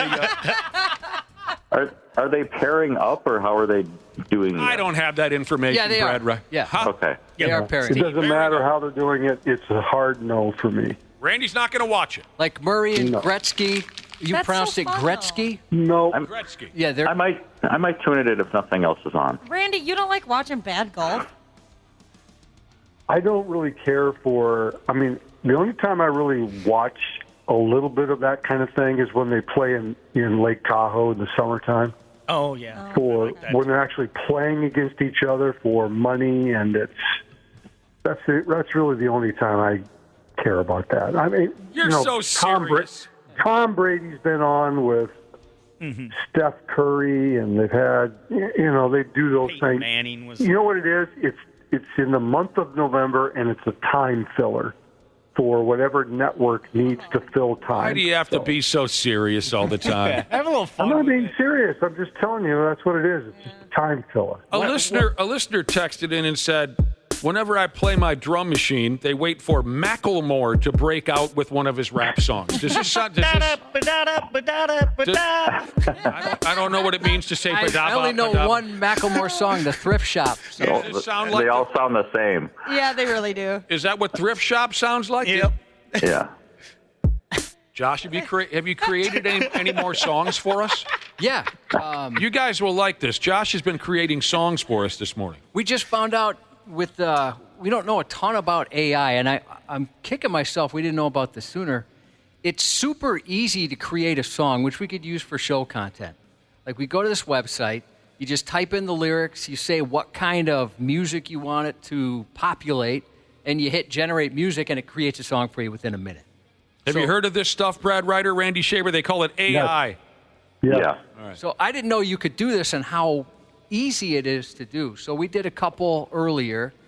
We wrote a quick morning show theme song, played a few different styles of music. But somebody recommended we use the Golden Earring song Radar Love, covered once by White Lion, and it's an amazing cover. And we put those lyrics in and do a rap. Just to see how what does that it would sound like. Radar Love as a rap. So I haven't listened. I wanted to listen at the same time as you. And they give you on this website, aimusic.so/app. On this website, they give you two versions each time you ask it to create a song. So for the very first time ever, the rap version of Radar Love. Right.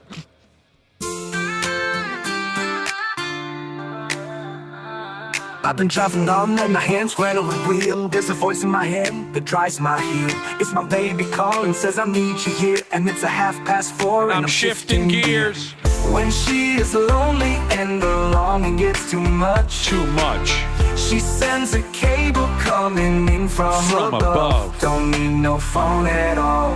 We've got a thing that's called Radar Love. Okay, turn that off, Josh. Do you realize that you have just created a #1 song? Dude, I love it. You need to put what's the word in the business? I didn't do anything. Put a copyright on that right now. No. A real musician came up with all I did was just copy and paste lyrics. Here's the other version.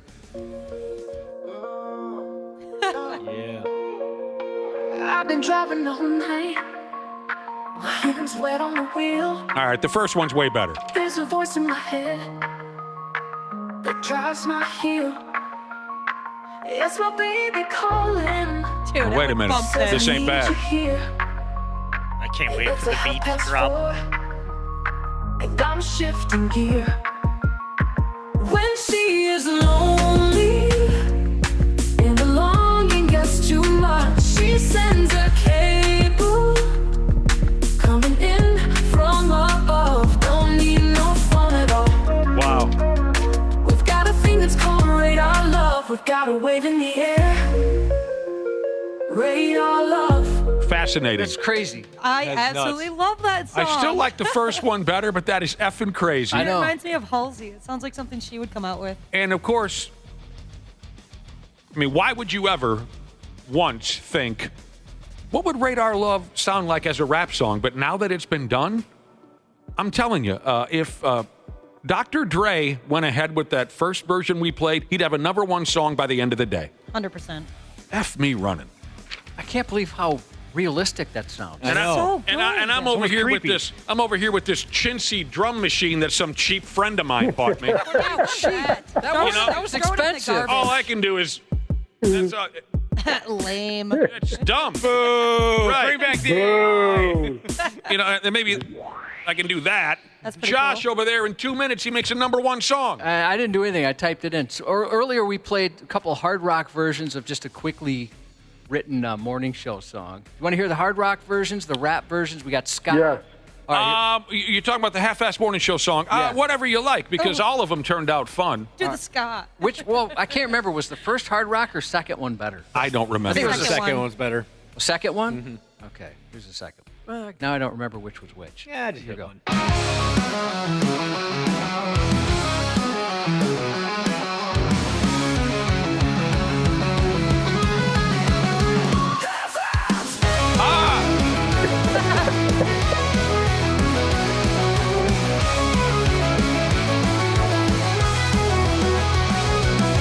Half-assed morning show is on the air.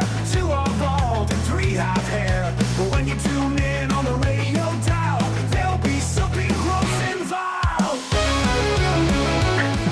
I know it's hard rock and the lyrics are difficult to follow, but he said the half-assed morning show is on the air. 2 are bald and 3 have hair. Here's another rock version.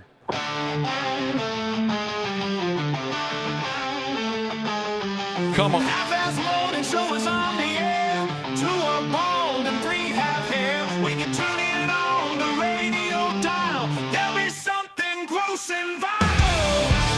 Somebody earlier said that sounds like Shinedown sang it for us. It almost sounds like Pop Evil, too. We have another idea for you, Josh. Now that you are a maestro with artificially intelligent music creation. Not a maestro. Go ahead. There are requests coming in, and I back this one 100%. They want to hear the rap version of the song about how the dude is parked out by the lake. Oh, I have to look that. All right? He's If I can parked remember- down If I can remember the lyrics. somewhere's outside of Santa Fe. All right. It's been a while. Isn't that fun, Randy and Brad? Oh, yeah. Yeah. Stop being so serious, both of you. Let's make a Randy and Brad diss track. A what? A Randy and Brad diss track. Diss track? Yeah. So we go after the both of them? Yeah. Randy is a... What did you say? I'm sorry. What style of music What are we talking about? for the parked out by the lake? A rap version. Rap version. Yeah, rap version. All right. Well, there's plenty going on tonight. Timberwolves on the road playing at the Chicago Bulls. The game is scheduled to tip off at 7 o'clock over there on the FanDuel channel. The Bulls always seem to be a problem for the Timberwolves. I read an article this morning about how both clubs are shooting more three-point attempts this season. Statistically, that's the recipe for success in today's NBA, as you already know. They're chucking up a lot of threes. It seems like the last couple times they've played, they've had high-scoring games, too. I don't have that in front of me, but it feels like that. We've already heard what Anthony Edwards thinks about people telling him he's shooting more threes. Yeah. Too many threes. So he said, I mean, that's just part of that's just the NBA now. The NBA has completely shifted to an outside shooting league. I will say about the Bulls, I think he's still healthy. Zach LaVine is back playing for Chicago, and It's nice to see him back, and I think he's had some pretty good success early in the season. So it'll be fun to see him back playing tonight. I like Zach LaVine. You know who always kills? Who always kills the Wolves when they play Chicago is that little point guard who's just covered in hair. What is his name? Kobe White. Kobe White. Kobe White. Yeah. That dude. You know who I was like shocked the other night when the Wolves played Charlotte. Taj Gibson is still playing. Yes. Yeah. What in the world? Is the guy 45? I think they said he'll be 40 in a month or two. He can play defense. Yeah. My God, it's just unbelievable. He's getting like 20 minutes a night. Taj Gibson. Yeah, I love watching him play. Yeah, he's on the Hornets roster and he gets his minutes. Yeah. There is a lot of concern going around about Greg Popovich now. I know. I saw a little bit of that. He hasn't been on the bench for the San Antonio Spurs. He wasn't there when the Wolves played the Spurs. I think he's been out like a little over a week, right? He wasn't there when they farted on the bench or anything. We talked about that. Right. Otherwise, that would not have happened. No, he would have never let him fart on the bench. But I saw some clips of him at media day, and he did not look good. He just didn't look good at all. So there is real concern. An NBA writer, Sharnia, I see the name. I don't know. It's something. Shams. Sharnia. Shams is his first name. Okay. He's saying that over the weekend there was a situation where Greg Popovich needed medical attention. There is a serious health issue that he's dealing with right now. I know that he's had past heart problems, but this is worrisome now. We don't have any more details than that. At least I don't. He'll turn 76 in January. He's the oldest head coach. Yeah. Oldest head coach in the history of the game. I'm a little surprised he didn't retire a year or two ago after kind of their run was done a little bit. But yeah, but you know what? He knew when they got Wembanyama, I think he felt like that was an opportunity that he couldn't walk away from to be able to coach a kid like that. Unfortunately, he may not get that opportunity if he doesn't get better. So okay, I got a text from Old Crow 47 Jesus, and I don't know if this is a joke. I'm not a doctor. I don't know. He says Greg Popovich has a case of TDS and a bad case of TD. Does anyone know what that means? No. Okay. I've just read a couple places he's going to be sidelined indefinitely. So, I mean, who knows how long that'll be. That is not good. Agonizingly overrated Philadelphia 76ers center Joel Embiid has been suspended for 3 basketball games without pay for shoving a member of the media in the locker room a few days ago. We could have covered this yesterday, day before. I didn't think it really. But I mean, he shoved a reporter. He was upset, and now he's going to. I mean, I don't know if the suspension actually even matters because he's still injured, and I don't know if he's even ready to come back to play. So they could have suspended him for 3 games that he probably wasn't going to play anyway because of injury. So, well, and there was some controversy around him when the season started because Philly was up front and basically said we're going to load manage him, and then that created a little bit of a deal. So they probably don't care that he's out for 3 games. No, they don't care. Yeah. He's been hurt. And as I said before, it wears on a guy making 35 trips to the free throw line every night. It'll wear a guy out. No. He shoved a reporter. All-time NBA. Yes, Randy Shaver?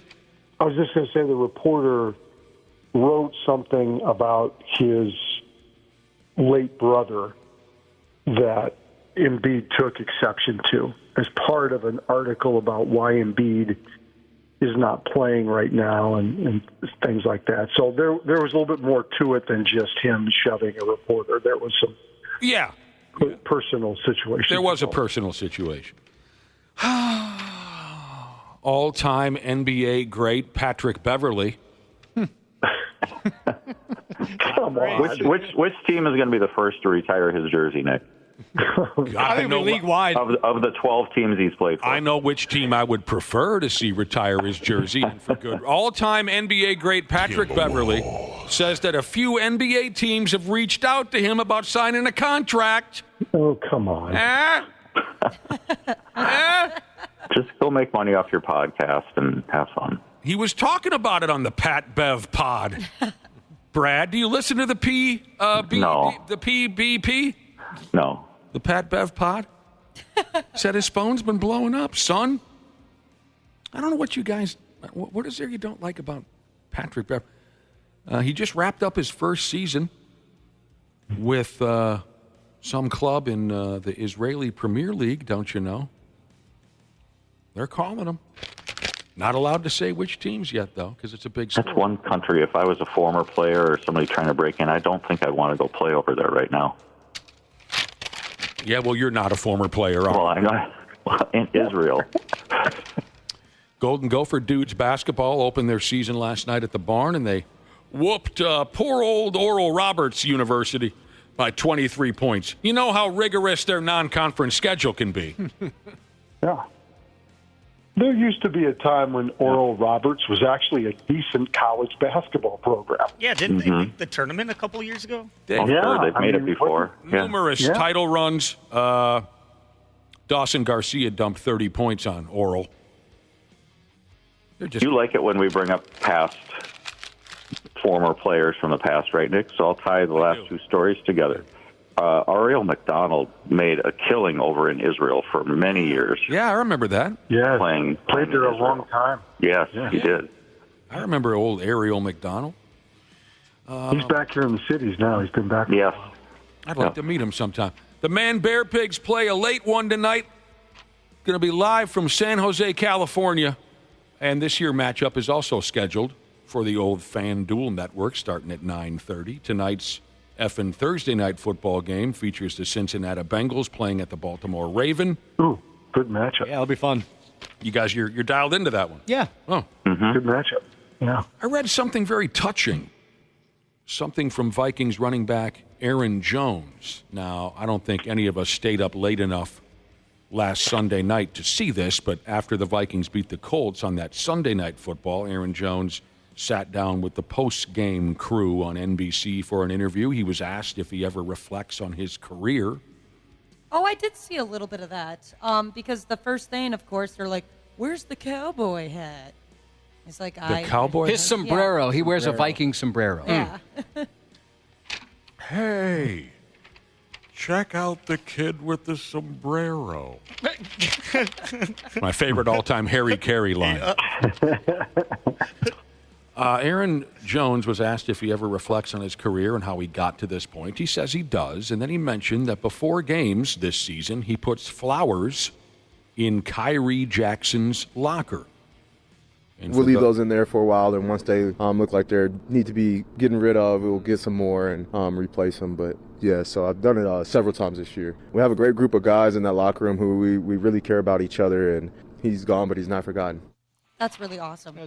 If you don't remember, Jackson was a draft pick this year, died in a car crash in July, just a couple weeks before training camp. The Vikings keep a locker for the kid.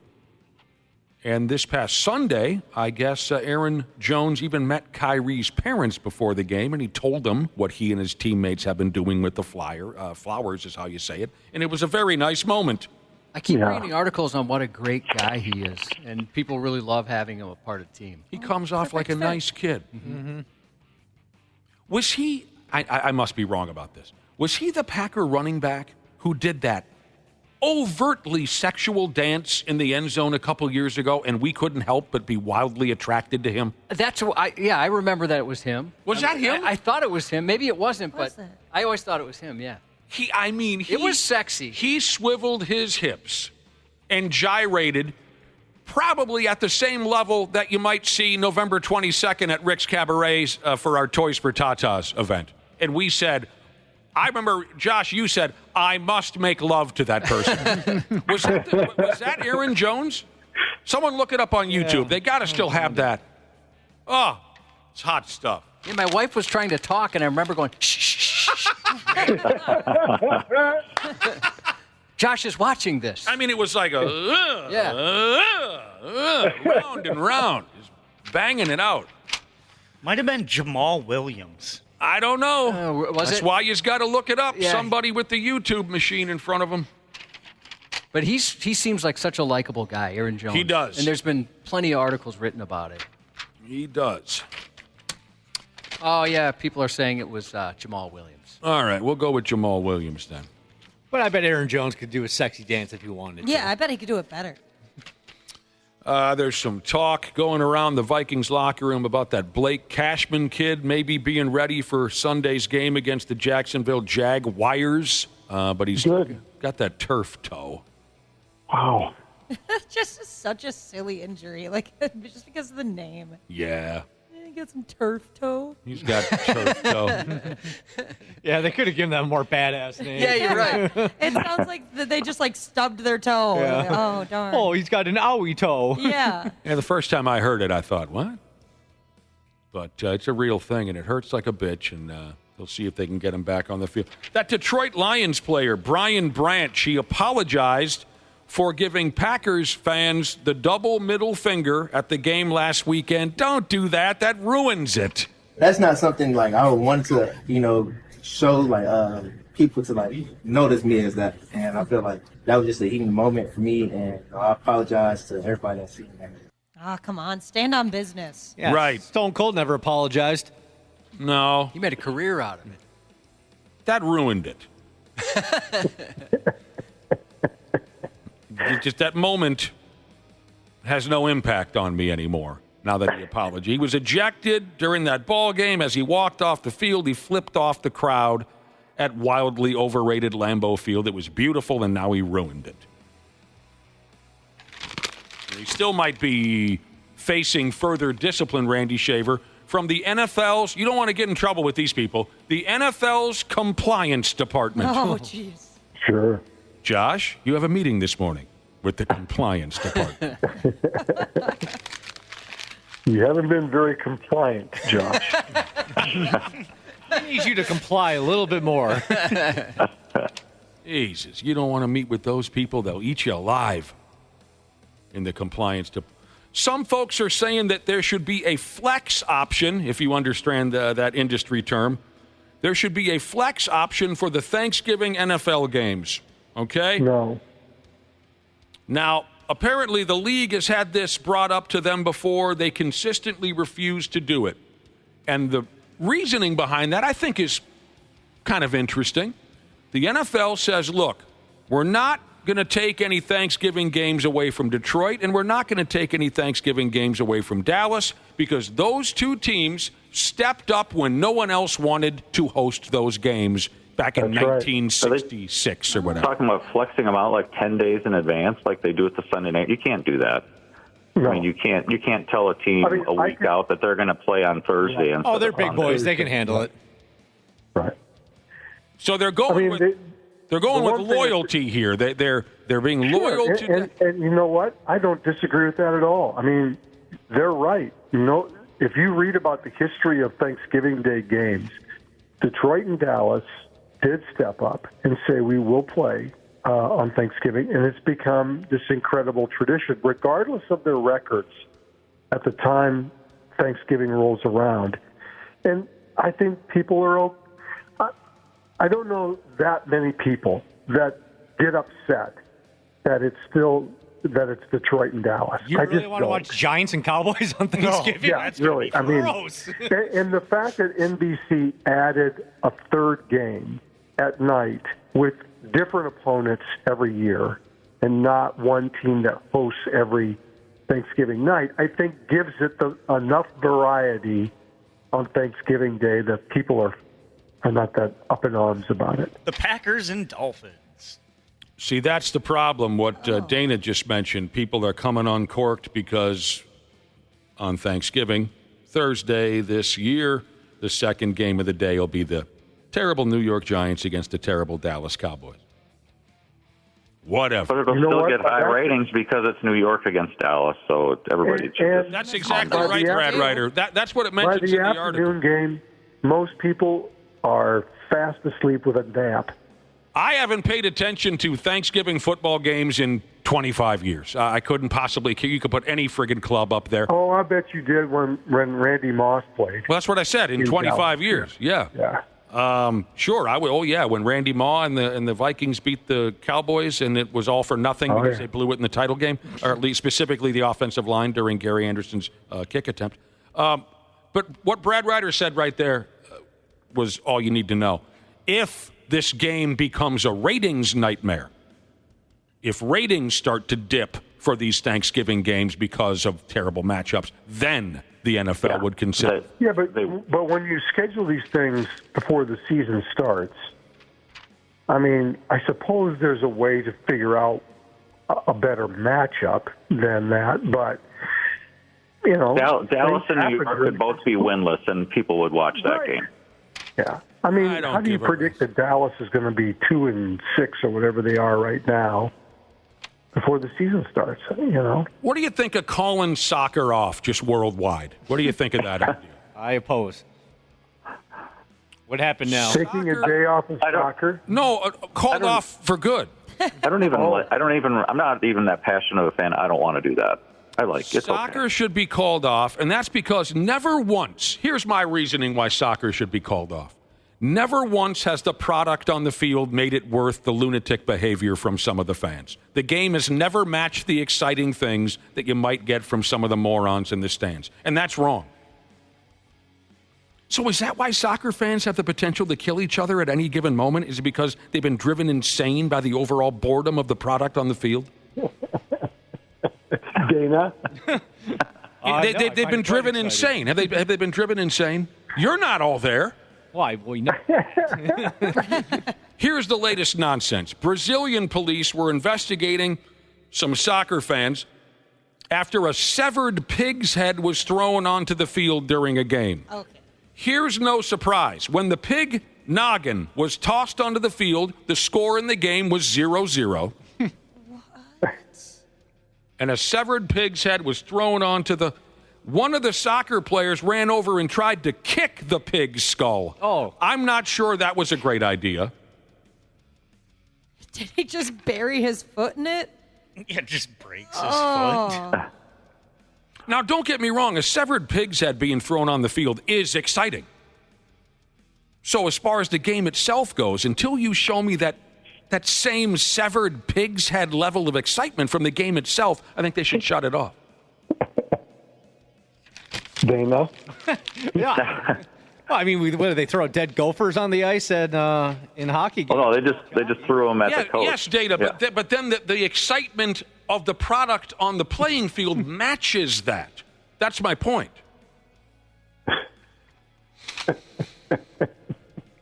But if I would do it all over again, I would have become an influencer. Oh, there's still time. There's still time. You don't think you're an influencer now? A social media influencer, Brad. There's a difference. I used to post like dumb videos on YouTube when I was a kid, and I always think about like, what if I didn't stop doing that? Would I be one of those YouTube people right now? You could be Mr. Beast. Gosh. Here's why I would want to become, if I could do it all over again, I'd become a social media influencer, because they're just humble, down-to-earth people, right, Josh? Oh, yeah. They're well-grounded. Kind of have that stereotype. Yes. Organizers of the New York City Marathon have banned a running influencer from the race. This person can never show up again for this New York City Marathon. They've banned him for life because the dude ran the marathon surrounded by 2 cameramen on electric bicycles, so every move he made could be captured and put on social media because he's a running influencer. But the problem is 2 cameramen on unicycles, or whatever I said, got in the way of actual runners trying to run the marathon, and everybody they were pissed off. Sure. The influencer, he goes by the name of Matthew Choi. His little camera crew were obstructing other runners. Well, yeah, but how many followers do those other runners have? That wasn't his response, was it? No, that's my question. Okay. See, Choi has nearly 500,000 followers on social media. What I'm doing here, Brad, is a little imitation.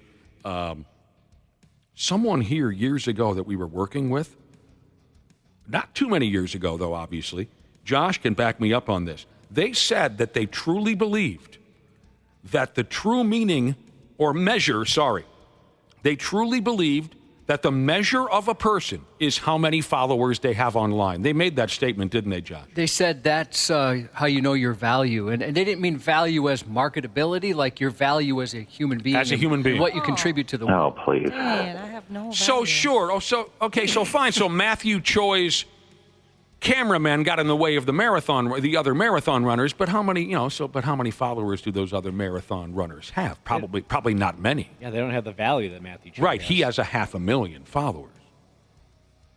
The dude did complete the race, if it matters. Now here's a comment from the ultra hip running influencer, and he knows all the cool words to use and everything. He said, he is apologetic. He said, this is the part, Ashley, hang on to something because I feel like you're going to go nuclear here. Okay. He said, I have no excuses, full stop. Please don't ever talk like that around me. Just a warning. I hate this guy. He actually said, I have no excuses, full stop. He said, I made it about myself. And for everyone I impacted, I'm sorry. This was 100% on me. I made my bed. I'm going to lay in it. It won't happen again. My word is my bond. Oh, my God. What a tool. My word is my bond. If you just would have left out those words, it would have been really impactful. Wow, I was actually really sorry. Full stop. Is there a full stop on that, Wapple? Yeah, full I tried stop. to drive No Ashley. riz. I tried to drive Ashley nuts yesterday by pretending that I now use the word obvi. The word what? Obvi instead of obvious. Obvi. That put a smile on my Was face. this? I didn't notice that. It was a text. Oh. Yeah. I told her, and by the way, I use the word obvi now, and I was using obvi. It made my day. I told my boyfriend was sitting next to me when you sent me that text, and when I read it, I just went, oh, Josh. What do you do?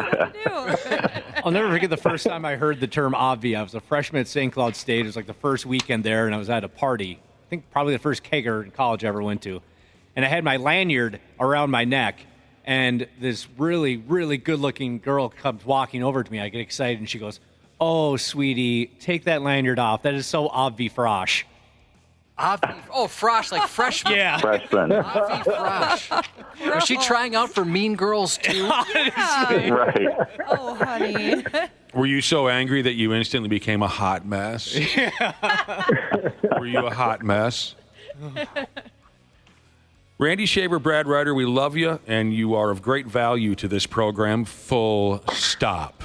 Full stop, yeah. Well, that's Who the hell talks like that? We love you guys. All right. Thank you. We will talk to you very soon. Hey, get on the text machine. The number is 651-989-9393. You pet owners, text us if you got a question about your cute little puppy or kitty or any kind of house pet you got running around making turds. Or your Minneapolis Bullfrog. Your Minneapolis Bullfrog. No, don't text in on that. 651-989-9393 is the number. Our next guest is Dr. Andrea Johnston from Gehrman Animal Hospital in Minnetonka. We'll be right back on the Half-Fast Morning Show. They want to glorify the fact that they're criminals. It's dumb. These guys are dumb. They deserve to be tossed under the jail just for being dumb. The 93X Half-Ass Morning Show. We're back. It's 8:25. We're back with company in studio. Dr. Andrea Johnston from Gehrman Animal Hospital over there in Minnetonka. Text if you have a question for a professional. 651-989-9393 is our text number. Hello, Dr. Andrea. Morning. How are you? Welcome back. We're Thank good. you. We're doing great. We're happy to have you back. Happy to be back. Seems like just yesterday you were with us. I know. I feel like I was here last week. Time flies. Yeah. Something you were telling us off air, I think we could certainly throw into the mix. This would be great information in case dog owners aren't aware. You said you've been dealing lately at the clinic with dogs being the victims of deer attack. Yeah. Whoa. I mean, the bucks are really aggressive right now. Mm-hmm. A couple years ago, I had a dog that was literally like bucked or kicked by a deer and broke its leg. And that dog was probably like 70-ish pounds. Yesterday, we had a dog come in that was impaled by an antler like, into the abdomen. Ooh, and they're not small dogs. I mean, they're like 60, 70, 80-pound dogs. So I don't know. I was thinking about this morning. Both those dogs looked kind of like deer, like they had the light color. Okay. So like maybe the deer thought it was Light brown. a threat, Yeah. another male. Who Competition knows? or a threat. Totally. But yeah, they are out and rutting. I Yes, feel like they a are. darn fool because until you brought that up off air, I'd never knew that was something to worry about. Because Yeah. we've got coyotes in our neighborhood, which you Yep. know, that makes me nervous with our dogs out. And we have plenty of deer. I see deer every day on my way to work. Yeah. I had no idea that. They'll that kick would a be dog's ass. yeah, Those it'd be a males danger to can a get dog. really aggressive. They'll do that to humans. Yeah. so. Yes, absolutely. Well, they do eyeball me sometimes. So, Intimidated. I mean, how did these dogs turn out? Who took these well, beatings? one's kind of touch and go still. The other God one had to have damn. surgery. Son of a bee. I know. That's a terrible thing to go through. Right? Your dog being in that situation in the first place, but to think that, a deer A deer, right? They stepped seem so into the gentle. neighborhood. Yeah, I know. Decided he wanted to straighten some dogs out before he went back into the woods. Yep. Keep an eye on your dogs this time of year. Occasionally, Coyotes, too. wild turkeys go through my neighborhood. Do I need to worry about them? Actually, you go through a lot of wild turkey. They'll maybe a vein out of your thigh or something. What did you say? I'm sorry, Dr. Andrea, I missed it. I said keep an eye on your dogs. You said keep an eye Coyotes. Keep an eye out for They'll- coyotes. I mean, I've had clients who've actually seen their 5 to 10 pound dog be dragged into I've heard the it marsh happen. or the woods. Dragged from a into the woods coyote. by a coyote. Yeah. I've heard an attack before, Yep. and that's Yep. heartbreaking. Yeah. Yeah, you don't They're really come aggressive. back from that for a while. No. You know, it's weird. So They're nasty bastards, aren't they, Cubby? They are. The other night we were sitting outside, and it was like I almost texted you, Nick. I mean, but it's really maybe not that interesting. But being outside the other night, for whatever reason, it was like I bought a new sound effects CD because we heard a helicopter, then there's a plane, then there was a motorcycle, then there was coyotes. I mean, it was like all this. Then there was a siren that was going off. All Yeah. these sounds at the same time, and I thought, my God, I'm in a sound effects library right now. But the coyotes, that's the first time I'd heard them in a while. Yeah.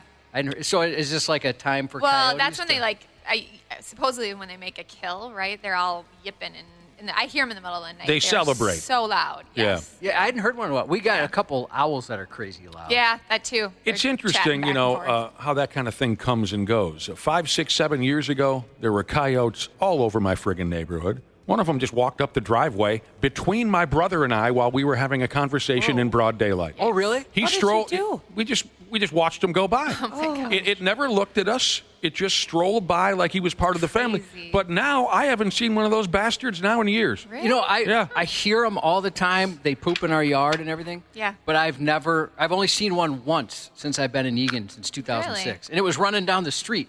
If you Wow. live in Yeah. Egan, Deerwood, it was running down Deerwood. That's the only time I've seen one. You should have seen my brother and I, the looks on our faces. I could imagine, Josh, though, if your dogs were outside and some coyotes came up, they might be like, no, I'm not messing with Yeah. that. That's a horse. I don't know. I was wondering. And because Probably. like the city will send out a notice like, hey, everybody, watch your little dogs, they usually mention. They don't get eaten by these coyotes. But, yeah, it's a terrible thing when you hear that. The silence afterwards is the worst Yeah. part. Oh. Yeah, there's some critters out there you got to keep an eye out for. So many questions have been texted in already, Dr. Andrea, 651-989-9393. A couple folks right off the get-go, they want to have conversations about urine, and I know what Josh is saying. Josh is saying, Jesus, I get enough of that at home. Now I got to do it at work. They want to have conversations about urine. Great. Dr. Andrea, I have a adult male neutered cat. Recently, I noticed that his urine has a pink tinge. Previous vet appointment yielded nothing, but I will make another appointment soon. The Keaty's urine has a pink tinge. That doesn't sound good. Yeah, surprisingly, we see it more than you think. I'd make sure that they ran a urinary UTI, make sure there's no infection, crystals in the urine. I'd also take an X-ray to make sure there's no stones bouncing around in the bladder. But there's this thing called idiopathic cystitis, which is basically unknown cause of bladder wall inflammation in a cat. And sometimes it can be due to a change in something very minor at home. You change the litter. You move the litter box to a different location. You changed up the food. There's a new cat in the house. Anything can set it off. Really? Yeah. The biggest thing is you want to make sure that they continue to urinate and not be blocked. So, there's medications that can help manage that. Okay. Yeah. Can I ask you something? Yeah. It's kind of gross. So our dogs, they're both neutered. Yeah. It's kind of gross. Nothing's gross in my world. And I suppose. Yeah. And I was telling my esteemed colleagues here, I like to play this game called Puppy Mechanic, where if I'm laying on the ground, they stand over me, and I pretend like I'm fixing them. Okay. And I noticed, now I think this is gross, maybe you don't, a little bit of a white discharge from one of my dogs. Now, again, they're neutered. Yeah. So I'm hoping, praying, it can't be that. Right. What's going on there? So was it the recently neutered one? No, he was neutered maybe 2 years ago or more. So the medical term for that is Smegma, is what we call it. Come on. I've heard that term. That's a medical term? You win, no, Josh. Not really, but I mean, it's basically just discharge from the prepuce and the penis. We see it all the time.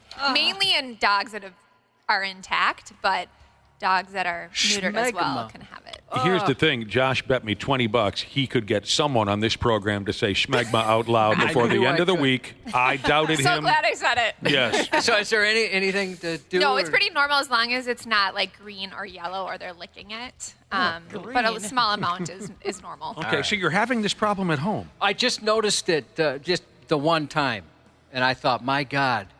You don't have the same relationship I thought we did. You're stepping around Smegma on the way to the fridge to get a lemonade. That's terrible. Dr. Andrea, do animals sneeze more often due to bad teeth? So they can. There is a very thin bone between the nose and the mouth that if there's an abscess at the root of the tooth, it can communicate with the nose and cause them to sneeze. Huh. Specifically, dachshunds have that issue, oral nasal fistulas, but the teeth are horrific. Yeah, I'd get that checked out because it could be a cause of the sneezing. Man, I think I just sit there and laugh when my animal sneezes because it can be hilarious. Our dogs do all the time when they're either when they first get up or when they're hyped up. When they get hyped up, they get excited. Yeah. I mean, more often than not, it's not related to the teeth, but there's a chance if the teeth are really bad. I warned you about the urine questions. Yeah. Here comes another one about a 3-year-old female German Shepherd. She still does a lot of submissive peeing. Mm-hmm. Every time I come home, dog gets excited.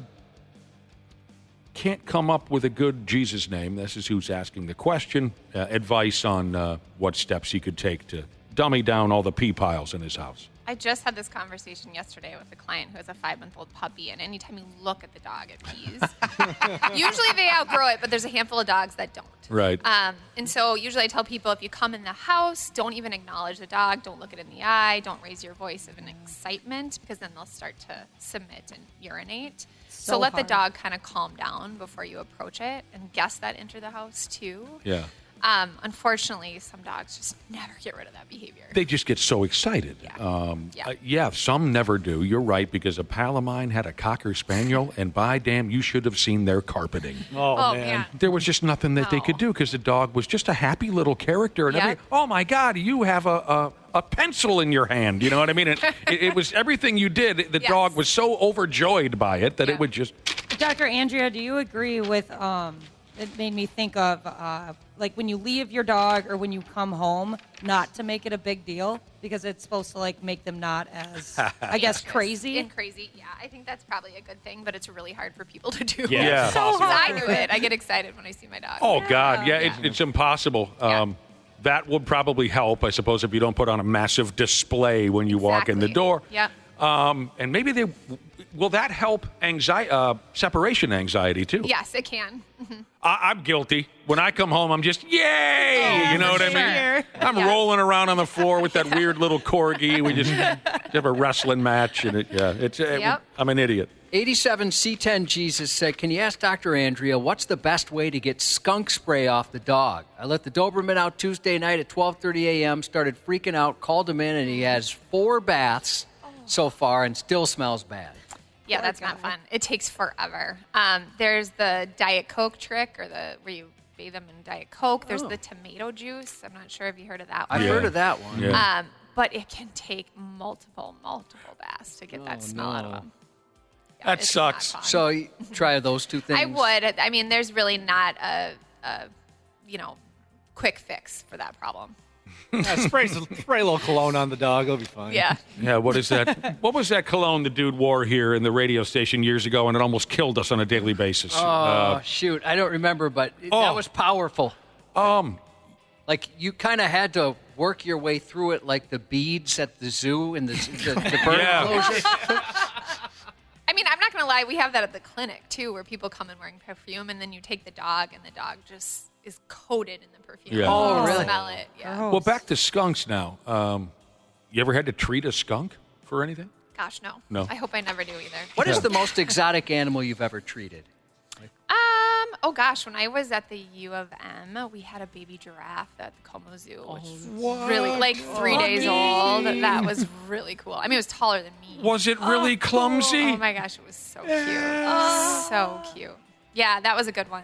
You ever, you guys watch a lot of Timberwolves basketball? My friggin' wife and I think that Jaden McDaniels of the Timberwolves kind of runs like a baby giraffe. he has such long, skinny limbs. Well, he looks kind of like a baby giraffe. He's cute as hell. A dog, a GSP. German short hair pointer. Beautiful. German short hair That's what I pointer. have. Is that right, Smashley? Yeah, those are such good dogs, too. So smart. Yeah. GSP, German short hair pointer with yeasty issues on its paws and skin. Is there a food that will help with that, or what would be your recommended treatment, Dr. Andrea? Yeah, no food would really help with that unless it's a food allergy. Usually, sometimes allergies can be the primary problem, and then the yeast comes second to that. A lot of times I'll use medicated yeast baths, like an antifungal bath that you can do a couple times a week. There's a good product called Duoxo, Douxo, antifungal. Sometimes I'll even use like oral fluconazole or antifungal to treat for a couple weeks to get that out of their skin. You have any fungal issues, Josh? No, I'm lucky. Yeah. I don't know if I've ever had any fungal issues that I can think of. That's like athlete's foot. Yeah. I've never had athlete's foot. You behave yourself. You do. I try. That keeps you out of fungal trouble. Deep Dickens Jesus said, please ask, my Labradoodle has some pretty gnarly sores around his groin area and inner thighs. The vet said it's allergies, but allergy treatments aren't working, and they're expensive. What's up? Yeah, it sounds like a skin infection secondary to allergies. Hopefully there's some antibiotics on board too, but you might want to have that cultured to see if the antibiotics actually work towards that infection. But yeah, unfortunately, allergy medications probably will help as well. You know, people are texting in about what to do if your dog tangles with a skunk, and there's many different ideas here. Horse shampoo, Dawn dish soap. Oh, yes, that's another one, Dawn dish soap. Even more horrible, someone texted in about their dog tangling with a porcupine. Ooh, yeah, we see those. Oh, I bet that hurts. Yeah. And the quills get up in the roof of the dog's mouth because the dog... I mean, we see them everywhere. You do? I've actually seen one migrate through the nose, through the esophagus, out through into the kidney. Oh, I mean, they can migrate, so a lot of times we have to sedate the dogs and like pluck and pluck and pluck because they have like little barbs. They must be in them. incredible pain, the dogs. They're not comfortable. Yeah, for you sure. got it. You sedate them, and you got to peel those. Oh God, very poking. I saw it once when I was a kid. It was horrible. Yeah, it's pretty sad. Was Sex Panther the cologne the guy wore when he was young? Oh, that smells like burnt hair and Bigfoots. You know what? No Name Jesus said he's looking for a first pet for his 8-year-old daughter. What kind of dog do you recommend? Oh gosh, I get this question all the time. I will tell you, a really good family dog that's a good size is a Cavalier King Charles Spaniel. They're pretty calm. They're pretty docile. They do have some medical issues, but Cavaliers are good dogs. They're just easy to manage. I know Labs and Goldens are adorable, but they are high energy. Oh gosh, yeah. Yorkies are good too. I would Smaller. agree with that. She's a nice little character, Little Yorkie. poodles, yeah. All right, more kind of behavioral questions. We're talking with Dr. Andrea Johnston here from Gehrman Animal Hospital. The number is 651-989-9393 if you have a question about your pet. Now, this is a high-anxiety Aussie Shepherd. He wants attention but doesn't like being touched. Oh, no. They do know that this pet was separated from his or her mother at 5 weeks. Is that out of the ordinary? Or? Yeah, usually we say 8-9 weeks. Okay. What do you know about a dog that loves attention but doesn't want to be touched?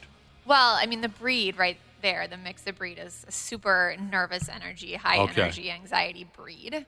That I'm sure that's a component of it versus that's like its personality, right? It's character. But yeah, that's interesting. I mean, it might be like head shy or foot shy because it just wasn't desensitized to those things as a young dog. But, the things you can do is try and desensitize, offering a treat while you're, touching the feet, offer a spoonful of peanut butter while you're petting the head to make it a positive experience. Okay. I got one of my dogs at 5 weeks, and the vet told me to do stuff like that since I guess they learn those behaviors from their litter mates, and so I had to bite my dog and touch his feet and Wait a minute, I've never heard of that, but yeah. So was somebody punking you? No, so he would, because he's so bitey, and usually they would what I was told is that they would learn to not be so bitey and nippy from their siblings, from mom. So he was so bitey, and so I had to gently bite his ears You back. really got into character. Yeah, so then he learned hey, we don't do that. It doesn't feel good. What do they call that, Josh? Is that a method actor? Is that what they call that? Yeah, you were all in. You were immersed. You played the role of a litter mate I tried. for your dog. Did you put a costume on? It worked too. I mean, he's comfortable with everything now. I think Josh is right. I think you were set up. Yeah. What'd you do for that's sex a ed dedicated class? pet owner, honestly. Jesus. What a... So you had to go bite your dog. That's the first I've heard. I did have a client whose dog sucked her thumb at night. So it was like a soothing mechanism for the dog. The dog would suck the owner's thumb. Yes. Wow. I've never heard of that. Yeah, That little is border collie. crazy. I haven't heard that either. So the owner had to extend their thumb every night. Okay, it's bedtime. Go ahead. Or Josh, she's watching TV or something. The dog would. that I've never heard of a dog sucking on a thumb. Josh, a few of our listeners are saying you can't tell Dr. Andrea about your little game of puppy mechanic without singing her the puppy mechanic song. Oh, I actually forgot it. I forgot. You don't remember the puppy mechanic song? I made that up when we did it. Because it was so real good. cute. Oh, actually, I think it kind of had a filthy ending. It did have a filthy Okay. ending. It was a it's surprise ending. That was the joke. better off not I'm singing good. the song. Yeah, Yeah, it started out very cutesy, and then it became absolutely foul. The only really way to start to get rid of them is to vacuum them up, sweep them up, put them in a large garbage can, and then just kind of throw them away. The 93X Half-Assed Morning Show. We're back with our vet friend, Dr. Andrea Johnston from Gehrman Animal Hospital in Minnetonka. We're taking your questions about your house pets. But there's something we got to get out of the way, Dr. Andrea. What do you know about AI, artificial intelligence? Well, I know that ChatGPT is a thing. Mm-hmm. I mean, I've used it. My husband's used it. A lot of people use it. Yeah. What do you use it for? Oh gosh, I will use it for references if someone asks me to write a reference, or I'll use it if I have to write a quick letter for a client for some reason. Just whip it out. Time saver. It just zhuzhes it up a little bit, right? It makes it look a little, yeah. Makes you sound a little smarter. Totally. Yeah. Josh, can you explain to Dr. Andrea how this discovery happened this morning earlier? Yeah, so Dick and I were talking about wanting to start a band again. We were inspired by some stuff a listener sent in. Okay. And some people were saying, you don't need to start a band. You can just make a song with AI. And they told us, a couple people sent us links for these websites. Yeah. And I can't believe how good some of this sounds. It's crazy. I know. And I didn't know this. I mean, I've heard of AI, obviously, and I've heard people say you can write songs with AI, but I thought they meant the lyrics. Yeah. So basically on these websites, and I'm sorry to people that this is old news to, but I'm obsessed at this point. I already told Josh, I said, this is going to take up your whole weekend. I'm going to get a subscription for sure.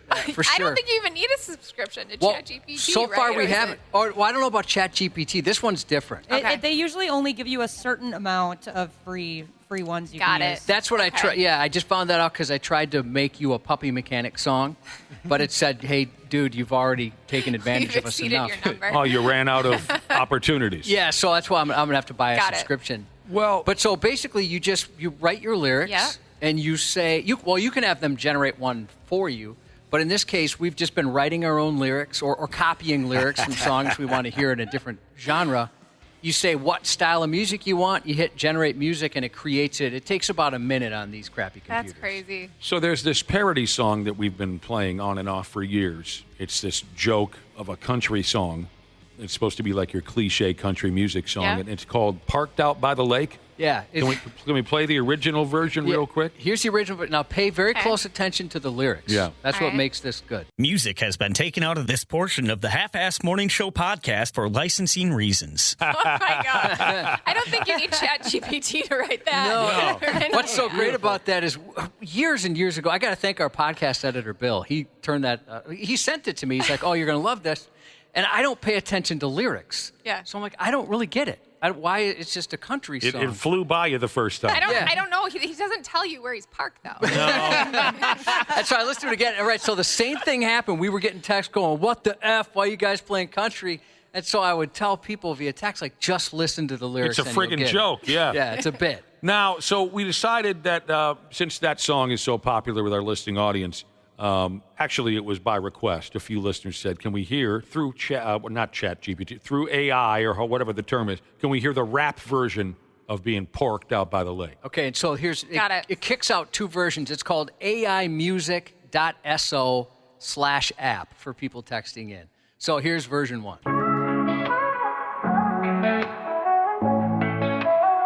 I'm still parked out by the lake, 80 miles from Santa Fe. I'm sitting here just parked out by the lake. If you wonder where I park, I'm out parked by the lake. It's a lake that's 80 miles from Santa Fe. And I'm parked out by the lake, 80 miles from Santa Fe. It's the lake that's parked where I'm at, out by the lake. And this lake is where I'm parked, 80 This miles guy. He needs to shut up. Isn't that insane? So crazy. I mean, it sounds like a real song. Oh, my gosh. It absolutely With does. all the effects on the voice and everything. Oh, my God. That's nuts. We are such simple people around here. We really are. I want to love hear it. the second version. Oh, go ahead, yeah. Still parked out by the lake, 80 miles from Santa Fe. I'm sitting here just parked out by the lake. If you're wondering where I parked, I'm out parked by the lake. Does he sound upset? He's angry. He's like an Eminem type parked of. out by the lake. He's mad. 80 miles from He's thinking, hey, I'm a robot musician. Don't mess with me. He sounds like he's spitting a lot when he me that. delivers his lines. Yeah. All right, a Wow. couple more questions for Dr. Andrea before we got to get going again. Here's a very deep question for you. How many generations does domestication take? Holy smokes. Yes, because they want to own a raccoon. Oh, yeah, my nope, not gosh. happening. Stop Never. it. No. You say no one would ever want to own a raccoon? Absolutely not. No. But they're so cute. No. All right. Forget it. We're not going to answer your domestication. Sorry. Yeah, that's okay. I don't support that. I saved my sister once who thought a raccoon was cute, and she wanted to go pet, like 2 raccoons. Oh, no. They were just hanging out on a tree, and I thought, you moron, what are you doing? Especially during the day. Was it during the day? It was on our way home yeah, from school. I would not touch that thing. Oh, it's worse? So, like, maybe they're crazy? Well, they're nocturnal, right? So if they're out during the day acting weird, you worry about bad viruses like rabies and distemper. What do you think of Australian cattle dogs? Says 715, wild man, mild man, Jesus. They're wild, so they're crazy. That They're really high energy. Yeah. Sounds like perfect pet for this guy. Yeah, totally. They herd kids. They literally nip at kids' ankles to try and get them together. See, that sounds hilarious to me. Yeah. Yeah, it's kind of hurting the children. yeah. Someone's got to do it, right? You can't be on guard all the time. Reese Glowing Jesus said, why does my Newfoundland Oscar have spots where I pet him? Oh, and he kicks. Spots where you pet him, like losing hair spots? Yeah, that's what I'm guessing. He's probably got allergies, especially if he's kicking while you're scratching him. Yeah, I check him out for allergies or ectoparasites, other things. Oh. I didn't get it at first, but he's saying the dog kicks like Yeah. it's scratching when you pet it. Yeah. Oh yeah, my folks had a lab who had terrible allergies for that very same, and it had that same very behavior. It would every time you touched it, it itched, it scratched. Yeah. Any medical issues, Dr. Andrea, that come to mind with a Bernese Mountain Dog? Whew, Sounds that's like a loaded question. someone's looking to make that their pet, and they're wondering what they might be up against. Yeah, I mean, it's a giant breed dog, kind of like a Dane, Josh, where they unfortunately don't live super long because of their size. They can get certain cancers like histiocytic sarcoma and hemangiosarcoma, bone tumors. I mean, anything that you see with like a giant breed dog. Mhm. Yeah. Isn't that a shame? You know, we love those big damn dogs, I but they just know. don't stick around as long as the others. Heartbreak breeds, I've heard them called. Yep. Yeah. Oh. My buddy has one, and huge, obviously, big breed dog named Clarence, and he tore his ACL. That too. So he had to have the surgery, obviously, and then the hard part, though, is the good part maybe, and my buddy's going to have jacked thighs because he's got to carry the thing up and down a flight of stairs to get him out of the bathroom. Oh, is that right? Yeah. Yeah, you need like a harness to get him downstairs. Oh my god. I know you've answered this question, maybe even every time you've been on, but we get it so often, I figured I'd ask it again. This person has a 2-year-old Australian Shepherd male, smells like Fritos, given several baths, but the smell still comes back. I love that smell. I do too. I think it's yeast, honestly. If it's like at the paw pads, like the firm part of the paw That's where my pads, some of dogs that's get 'em. normal. Smells like little potato chips. But yeah. I always call it puppy feet. Is there, if they don't like it, is there anything you I can... mean, as long as the dog's not licking excessively or they're red or irritated, some of that's normal smell or odor on the feet.